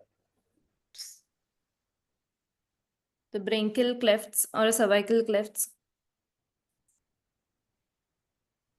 Or are they really the only branchial clefts? These are craniofacial clefts. All the TCA clefts are called rare craniofacial clefts, sir. So how they are different from the normal clefts, cleft lip and palate? Why they are not combined? Sir, actually the embryology is different in rare craniofacial clefts. Okay. So by definition, the facial cleft other than the common cleft of the lip and palate are known as the craniofacial cleft. Okay. Yes. The other question is who gave the clinical classification of the rare craniofacial cleft? Most useful classification. TCS classification. Okay. So the presentation of the different type of the craniofacial cleft incidence is also variable. Can you tell which one is the most common rare craniofacial cleft? Most common is 7. There are different studies which shows the 4 and 5, they are the common cleft. What is the deficiency in the Terjes classification? So it doesn't include any branchial clefts, all the cervical clefts. It doesn't? Branchial and cervical clefts. Doesn't describe the cervical clefts. Yes, sir. What else? Initial classification also did not include mandibular clefts. They have included the mandibular cleft. Now Which they cleft? have Which cleft is numbered as 30. 30 to 34 now. So, but they have included it. Initial class. So question is transferred to team 1 now.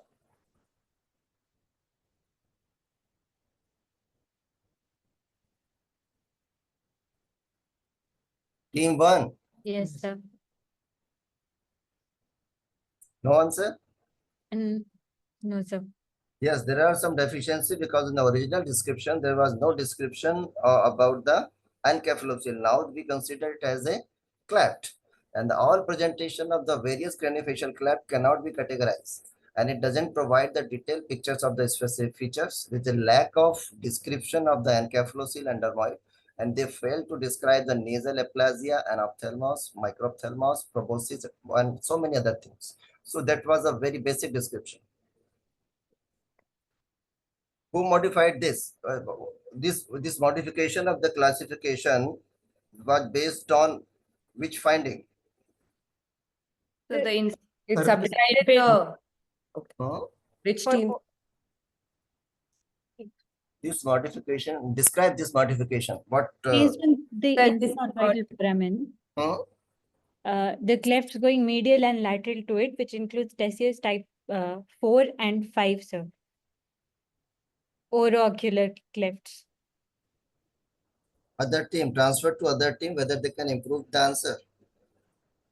So Buchai modified it, divided oroocular clefts into two types, sir. Type 1 included anything medial to the infraorbital foramen, begins at the upper lip, lateral to the cupid's bow, and lateral to the nasal ala onto the cheek, but it's ends around near the medial canthus. But type 2 was lateral to the infraorbital foramen. It begins in the corner of the mouth and it terminates either in the coloboma or the lateral canthus. Yes. Mid portion of the eye or lateral canthus. Yes, good. So it was the classification, original classification, American cleft palate, and the rehabilitation classification was modified by the Buchai. And it was reference point was the inferior orbital foramina. Type 1 and type 2. Medial to type foramina is type 1 and the lateral to the infraorbital foramina is the type 2. It was a modification, but it's not a very much useful classification. So now come to the number 7 cleft. So as you have, we have discussed already that what are the other finding you can get in the CT. So you can see that in the CT you can get the maxillary hypoplasia, mandibular aplasia, and the deficiency of the pterygoid plates, lower part of the pterygoids. Yes, sir. So the cleft 7 management, as I asked, what the age, at what age they should be repaired. Normally 3 to 6 months are ideal age for the repair of the cleft 7 to address the problem of the feeding, saliva control, and speech acquisition. And the orbicularis oris muscle fiber should be reoriented and the interlaced. This is important. Have you ever seen the bilateral cleft 7? Yes, sir. This is the bilateral cleft 7. You see the cleft is extending from the angle of mouth to the both side of the corner of the mouth. So it's the bilateral cleft 7. So how you examine a case of the cleft, craniofacial cleft? So tell the team 2, what you'll see in the eye. What are the important observation, important finding you can get in the eye? In cleft 7, sir. Any cleft, craniofacial cleft, general examination. We'll have to look for the continuity of the eyelid, eye margins. Hypertelorism, any epicanthal folds, proptosis, colobomas, or any dystopia, sir. Yes, good. Epibulbodermoid. What else? Microphthalmia also can be seen. Microphthalmos, absence of eyeball. A single eye in the orbit. Cyclopia. And question for the team 1. What the ophthalmologist will look for the abnormality in the eye?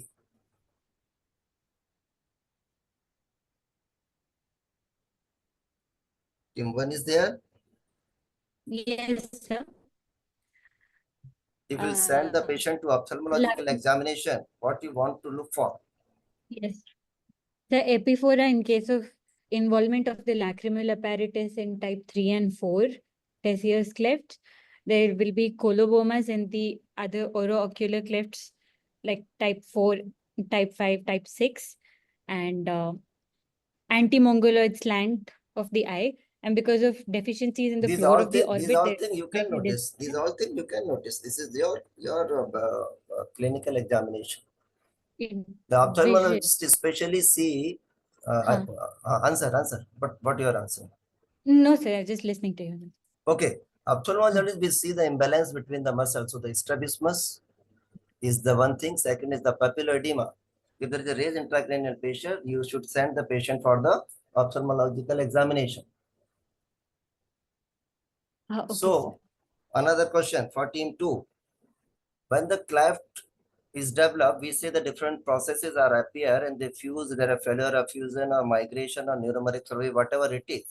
Which is the most common process which takes in the part in the formation of the cleft or responsible for the cleft formation, craniofacial cleft formation?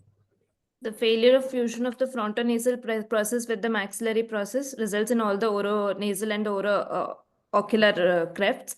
And failure fusion of maxillary and mandibular process is responsible for So the which process, which important process is very much important, which contributes in the formation of the various part of the face? maxillary process. With the frontonasal. Okay. This is the maxillary process, which comes in the contact with the number of the structure like the frontonasal, medial, and optic placoids, and that's responsible for, that's the major contribution of the formation of the face or the cleft, craniofacial cleft. What are the common problems associated with the craniofacial cleft other than what you said, what you have said in examination? Congenital heart defects could be there, vertebral abnormalities. Other team? Scoliosis, a vertebral, yeah, that comes under vertebral only. What else? Because of its involving the face, auricular. so there should be some abnormality of the cranium. Encephalocele. Encephalocele. Microceles. Okay, so different common associated problems are the synchondrosis, open skull defect, mid-face hypoplasia, orbital dystropia, shallow orbit hypoptosis, deficiency of the orbital rim, orbital asymmetry, medial canthal, nasolacrimal duct abnormality, and deformed nasal radius. Nasal deformity. Okay, this is the 0-14 cleft, just for you can see the pictures. 113 cleft. You see the 212 cleft. You see the deformity of the bony and the soft tissue. You see the 311 cleft, soft tissue and bone deformity. You see the 410 cleft, soft tissue and bony deformity. You can see here 5-9 cleft. It's a little cleft involving the corner of mouth, eyelid, cheek, and the little temporal region. 9-10 cleft, and this is number 6 cleft. So tell the clinical features of the cleft 8. Team what? Team 2. There's a team 2. So mainly it is ocular. It is the golden heart, part of golden heart syndrome or Treacher-Collins syndrome. So there could be epibulbar dermoids, upper lid notching, loss of eyelid margins, colobomas in the colobomas in the upper eyelid. Anything can add by any team 1 might want to add something?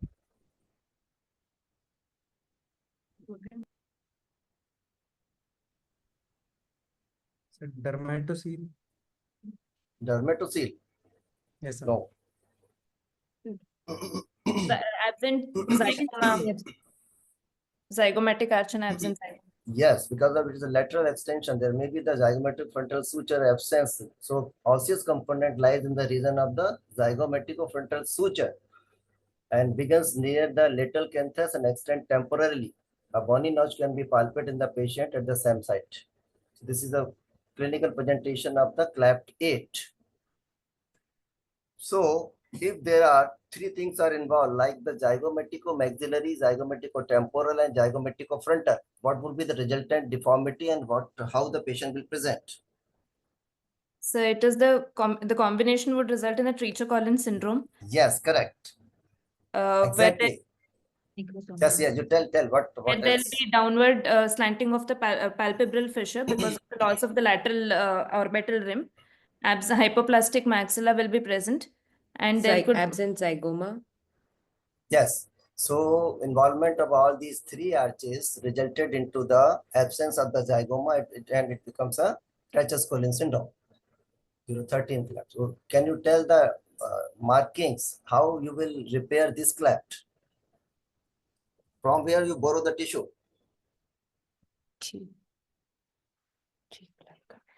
Cheek advancement, sir, from the lateral. Cheek advancement for? Lower eyelid closure. Cheek advancement for the lower eyelid, and what will do for the nasal ala and the lip, medial segment of lip and lower part of the cheek?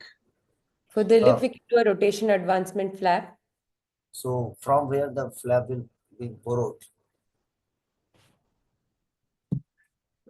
Left side from the rotation of the left area and advancement of the right side. Rotation of the left what? Left lab. That's for the lip, that's for the lip repair is okay. You can design it, but there is the defect of the lower eyelid as well as the part of cheek just above the lip, in between the lip and eyelid, lower eyelid. So you have to add some tissue from somewhere. Forehead. Can use Banner flap, sir. for the lower No. Lid. Transfer to other team. The lid switch procedures. Lid switch, no. You can repair it very well by the available tissue. You see the markings. You borrow a tissue of flap. It's an unequal Z-plasty. You see here, it's an unequal Z-plasty. How to design it?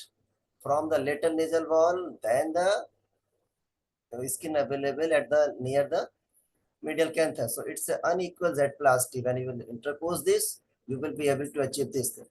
You see.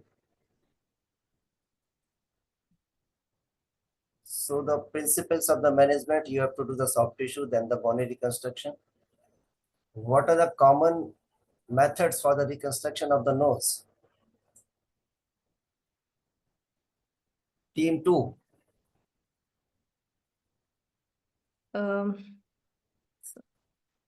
So we can use cartilaginous grafts and also Common method of the nasal reconstruction. If there is a loss of the forehead flap, sir. Forehead flap. Forehead flap is the common. Paramedian forehead flap. What are the other methods for the reconstruction of the nose? So we can use the excess tissue in the glabular advancement flaps can also be done. What else? Team 1. The bone graft to augment the dorsum. And how many times you use the bone graft for the nasal reconstruction? So we've used once in the past year. No. The common method of the forehead flap is okay. What are the other methods for the nasal reconstruction? In general. Nasolabial flap. Nasolabial flap. What else?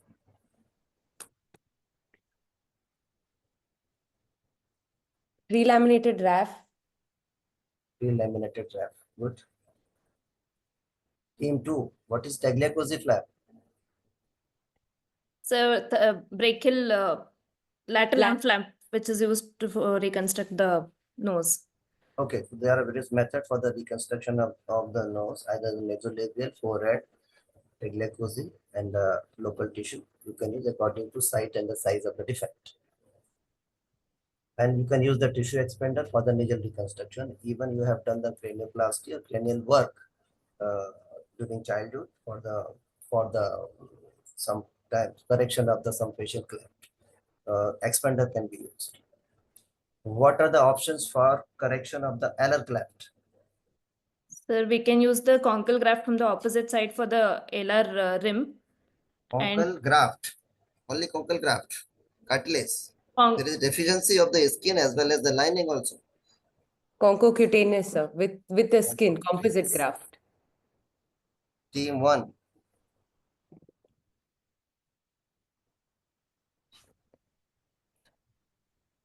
Team 1, other methods for the alar cleft reconstruction.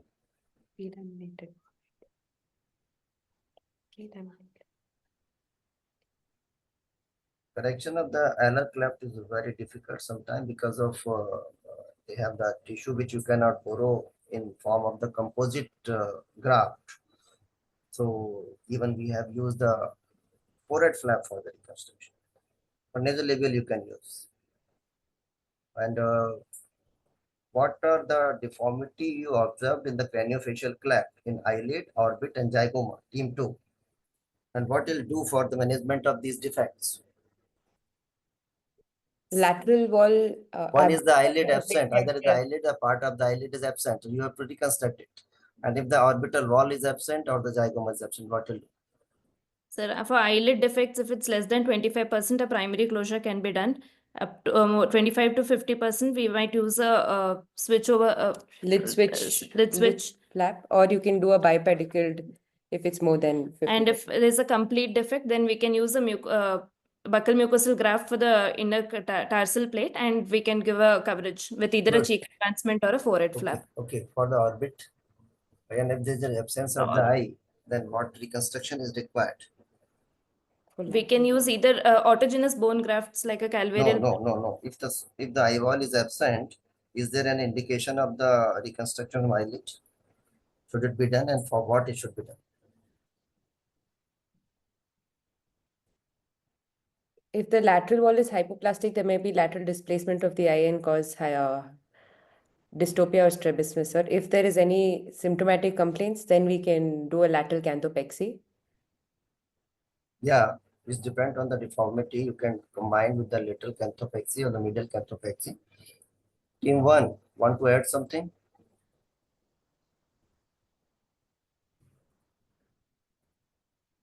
No. So for the severe type of the eyelid deformity, when even if the eyeball is not present, you have to reconstruct the eye socket. So provide a space for the prosthesis. And when there is a deficiency of the lateral orbital wall, you can use the bone graft either to harvest from the rib or the iliac crest, and the soft tissue defect according to site and size of the defect, and try to reconstruct as a normal lid eyelid which can retain the eye prosthesis. Craniotomy. How many times the craniotomy is required in the cranial clefts? Team 2. So craniotomy would be required whenever we are doing a box osteotomy for correction of Box hypertelogy. osteotomy is not the craniofacial cleft, although this is comes under heading up. Now they have describing, they have talking about the hypertelorism, also a cleft, but peculiar craniofacial cleft when you require the cranioplasty or craniotomy. Midline craniofacial clefts where there could be an associated encephalocele. Yeah, sometimes you require the craniotomy. This is a question for the team 1. What is chula and hula?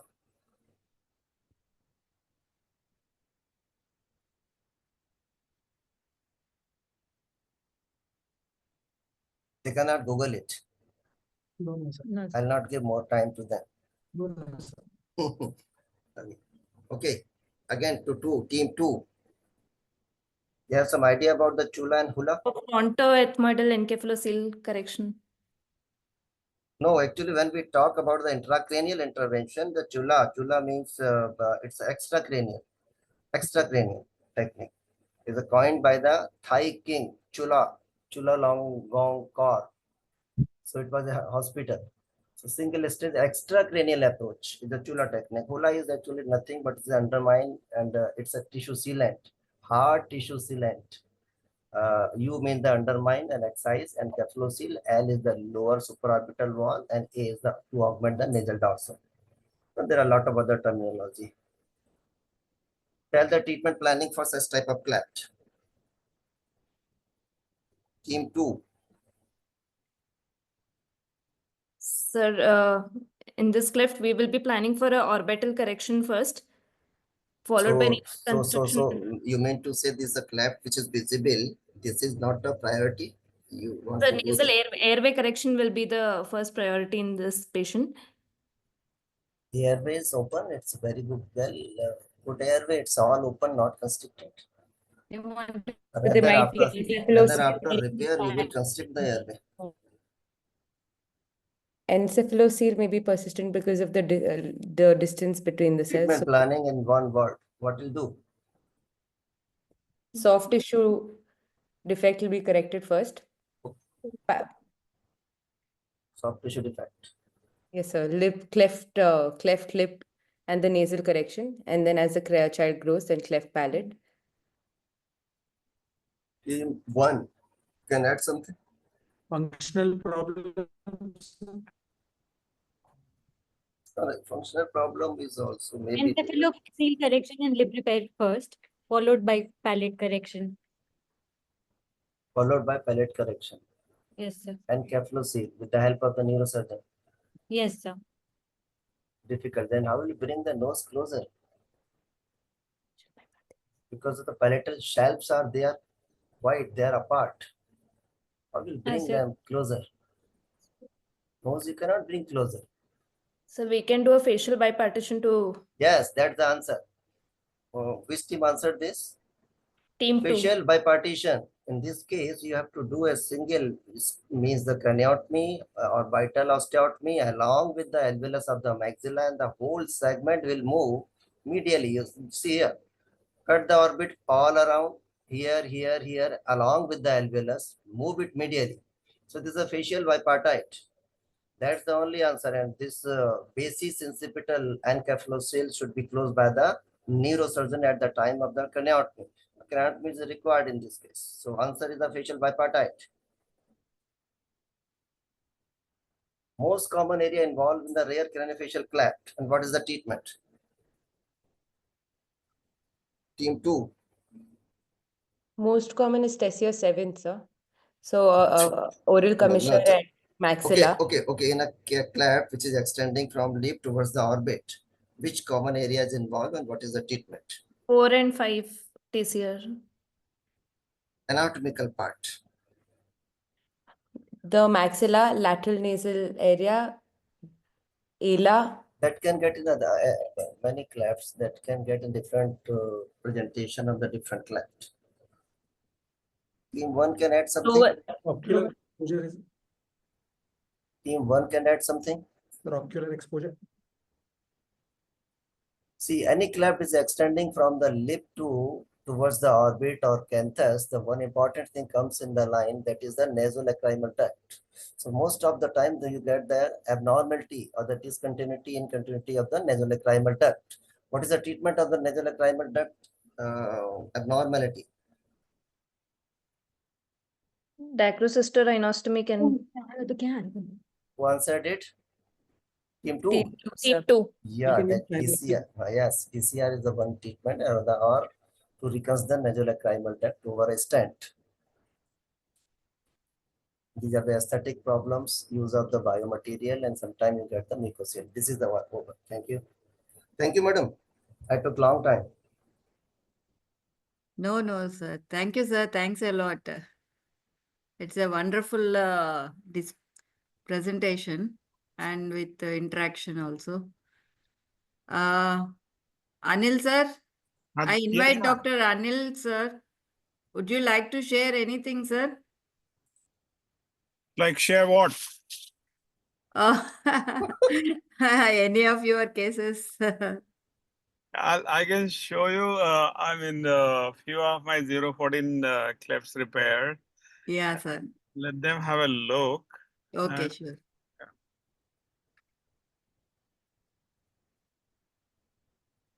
Let just give me a few minutes, okay?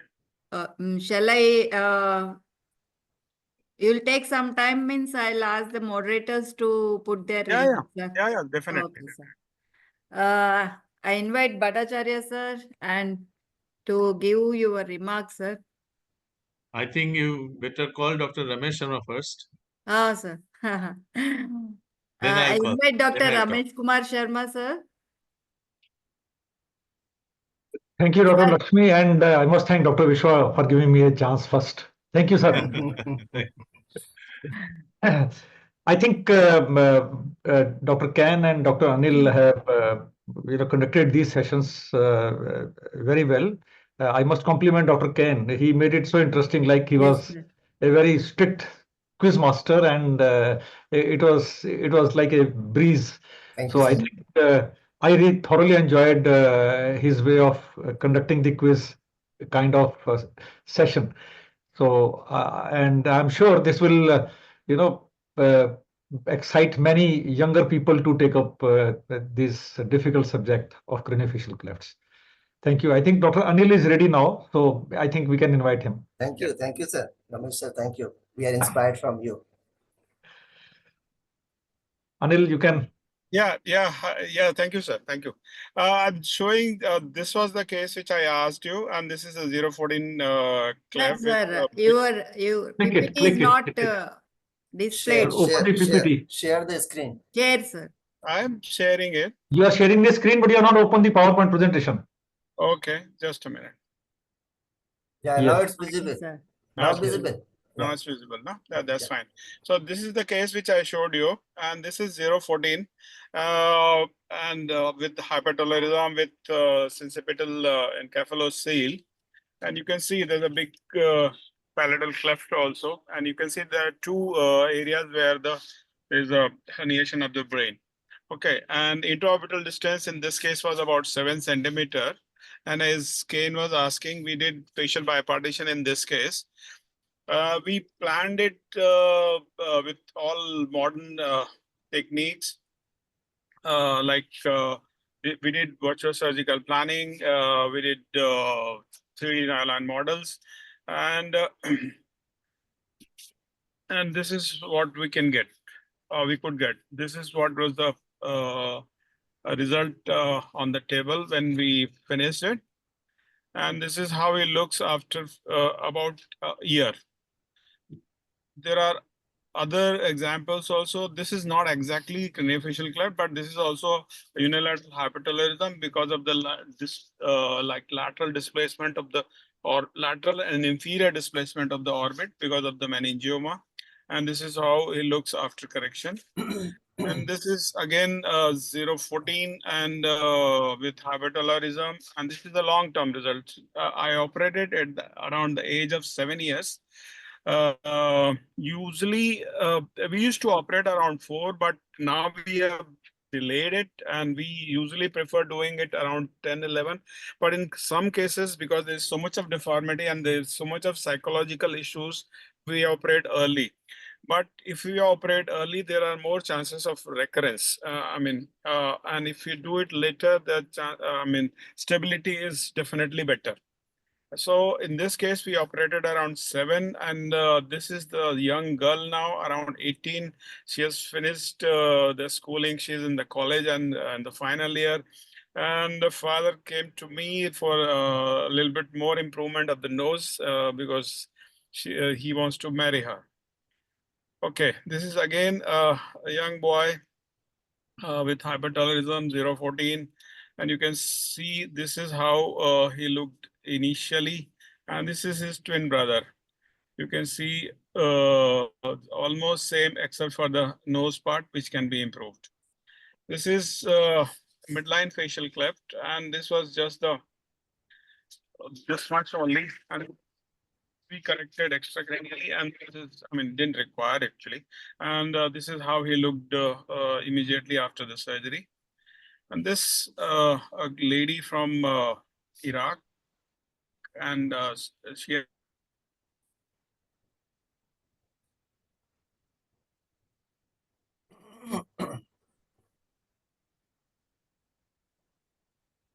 Slides are not moving. Sir, not audible. No, I think he's traveling, so poor connection probably. Yes. Maybe Yes, sir. Net problem. He's in a net car. connection. He's in a car, I think. Yes. Hello, sir. Yeah, I can say, sir. Oh, no problem, sir. Thanks a lot. Thank you very much. Okay, sir. Problem, sir. Thank you very much. Sir, laptop battery is over, so he can't continue. So we'll move for the next session. I'll call him and he will display, sir. Ramesh Kumar, sir, you please continue, sir. No, I think I had said what I wanted to say, that, the level of discussion which was there was really good. And I must compliment the residents from, I think, AIMS Rishikesh, who were presenting these cases of craniofacial clefts. They have prepared it very well, and a lot of credit to them. And I'm sure that they were able to present it so well because their unit is doing a lot of cases there. Madhubari, and I think I'm just forgetting the other name. They are really doing good job. I don't have anything else to add. Thank you, sir. Bhattacharya, sir. Yes, I agree with Dr. Ramesh. The residents did very well. Their presentation was good and they answered very well. They are very well prepared. And I enjoyed Dr. Kain's presentation immensely. Thank you, sir. As well as Dr. Anil. And we could not finish because of his the battery of the laptop went off. Only two things I wanted to point out. I always try to acknowledge the Indian contribution. Yes. In any area. And the residents must know that Dr. Subramaniam Bangalore class. from Bangalore, Yeah. he has studied extensively and his classification is acknowledged all over the world. And he did his PhD on this subject under Dr. late Dr. Sadasiv Murthy, very good friend of mine. He was past president of APSI. That is one point which I wanted to say. And the other point is that when from long back we have been hearing Dr. McCarthy and Dr. Ian Jackson, Dr. Ramesh was trained under him, this chief in craniofacial. And when they used to show these cases of extensive cases, they always highlighted the importance of documentation and follow-up, because they showed pictures from day one, and after 14 or 15 operations, the same one-day-old child has become professor in Chicago or Los Angeles. And that those photographs, from day one to the professor at the age of 45, 50, that really, stimulated me for my documentation of whatever I do, that this is the way, unless you show the long-term result. Because the residents cannot see long-term result in 3 years' time. Right. So when Yes, in our OPD, the long-term results come after 12 years, 14 years, 20 years, 25 years. Now I am receiving patients of 40, 45 years back. And then I used to tell them, whether it is a flap or any cleft or whatever, that look at this patient, this was done, and this is the result. And you can decide whether you will do this procedure or not. In long term, this is the result. In 3 years, you will not be able to see 10 years follow-up or 20 years follow-up. So they are the gold mines as they come for follow-up. And so when they get married, you should be able to try to, attend them. I always tell them that when you get married, please invite me, whether they want or not. Because Correct. then I purposely go there and take photographs of them and along with myself. So I have several of them. The point is that especially the craniofacial clefts with massive defects and extensive defects, the long-term follow-up and so many operations, and you have to convince, and these patients come back to you because you are improving them drastically. Yes. So yes. they want more and more improvement. So it's Correct. a tremendous satisfaction, and it's a tremendous challenge for the surgeon. Certainly, it requires a lot of training, and there is no end of learning. Each case is different. So, Dr. Bhattacharya, if you allow me, I will just narrate an anecdote. Yes. There is a famous book by Marjorie Jackson about transformation of a boy. This book is called The Little Boy David. So this is actually the story of a boy whom Dr. Jackson had adopted from jungles of Amazon. And then he not only adopted him, he operated upon him till he became near normal. So in total, he had 108 operations.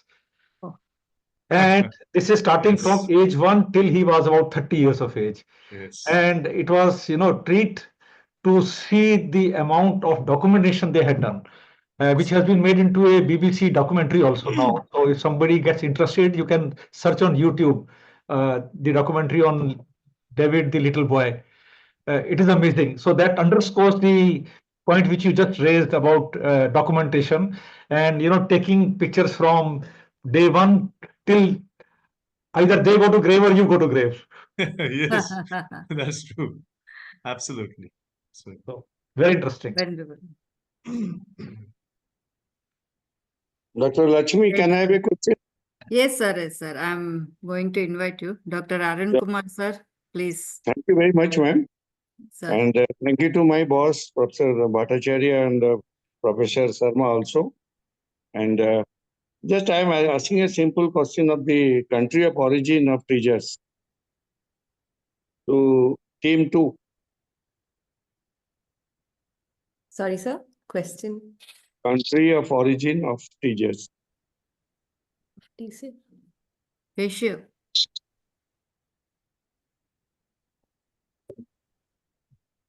I think you know so much of it. You know the diagram of teachers?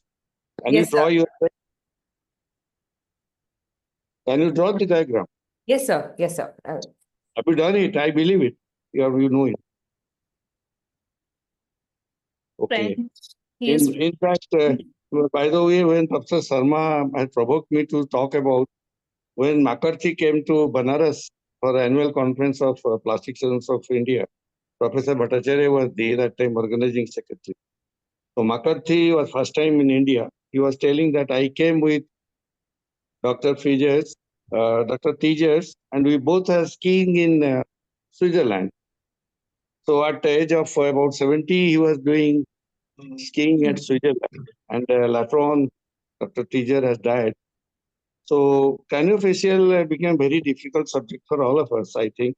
And Professor Sharma has been lucky enough, and Dr. Karun Agrawal been with with the action for some time. And in India also, Professor Guleria, one of the what Professor Bhattacharya was talking, case Guleria. So these people have been doing this, and Dr. Kane must be also been so much involved. So actually, I thank these people because they're very difficult subject. In Gangaram, one lady came for craniofacial surgery from US. I think Dr. Khajanchi and Dr. Agrawal never knows about her. But again, it is very difficult to survive only doing craniofacial surgeries. So this is just, I wanted a small point to comment on the students that do not get disheartened if you see a case of craniofacial. Is a challenging always for everybody. Thank you very much. Thank you, sir. I invite Dr. Abbas Mistry, sir. Kindly give your remarks.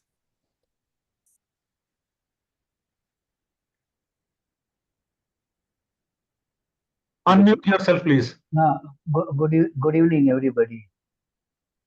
Nice to see the stalwart, Dr. Sharma, and I'm awaiting his visit to Srinagar in our conference on Indoclass.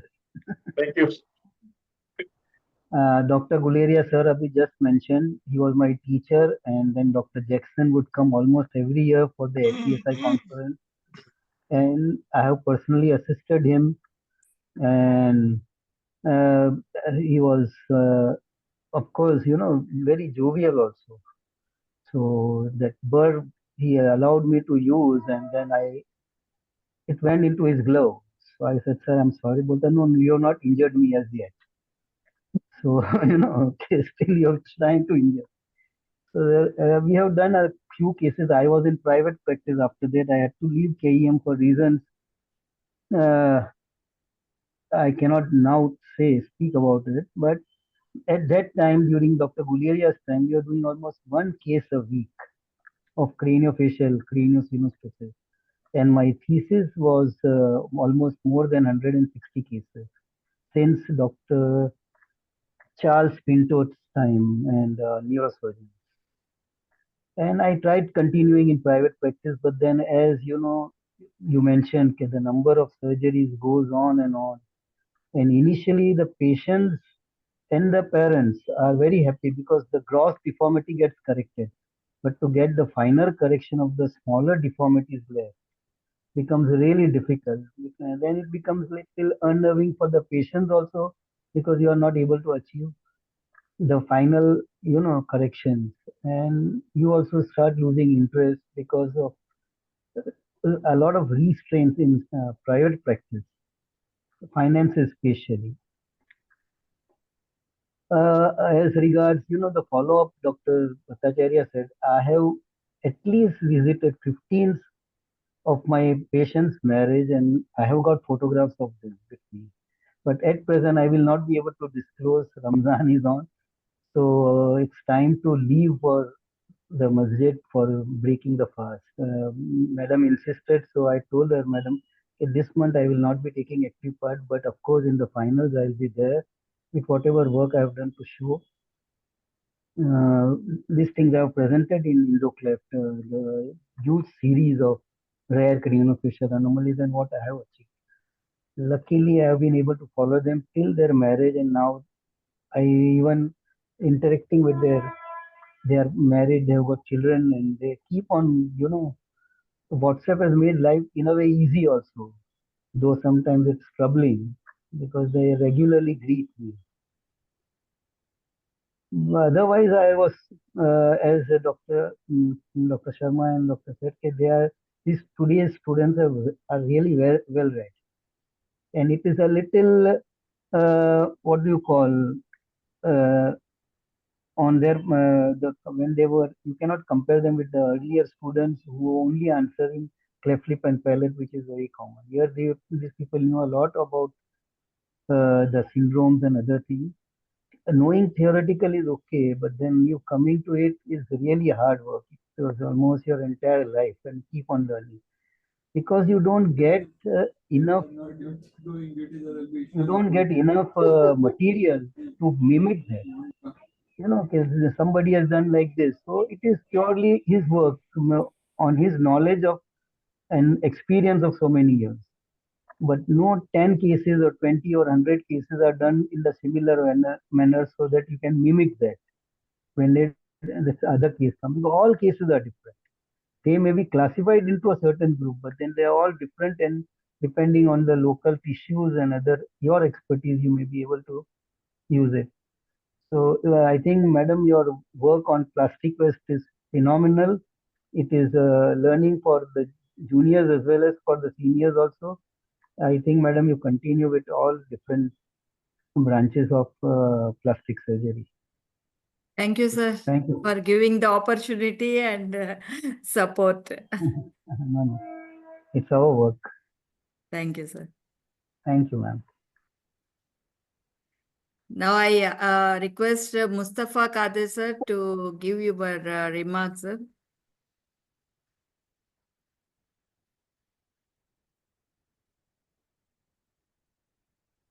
Dr. Mustafa Kadir, sir.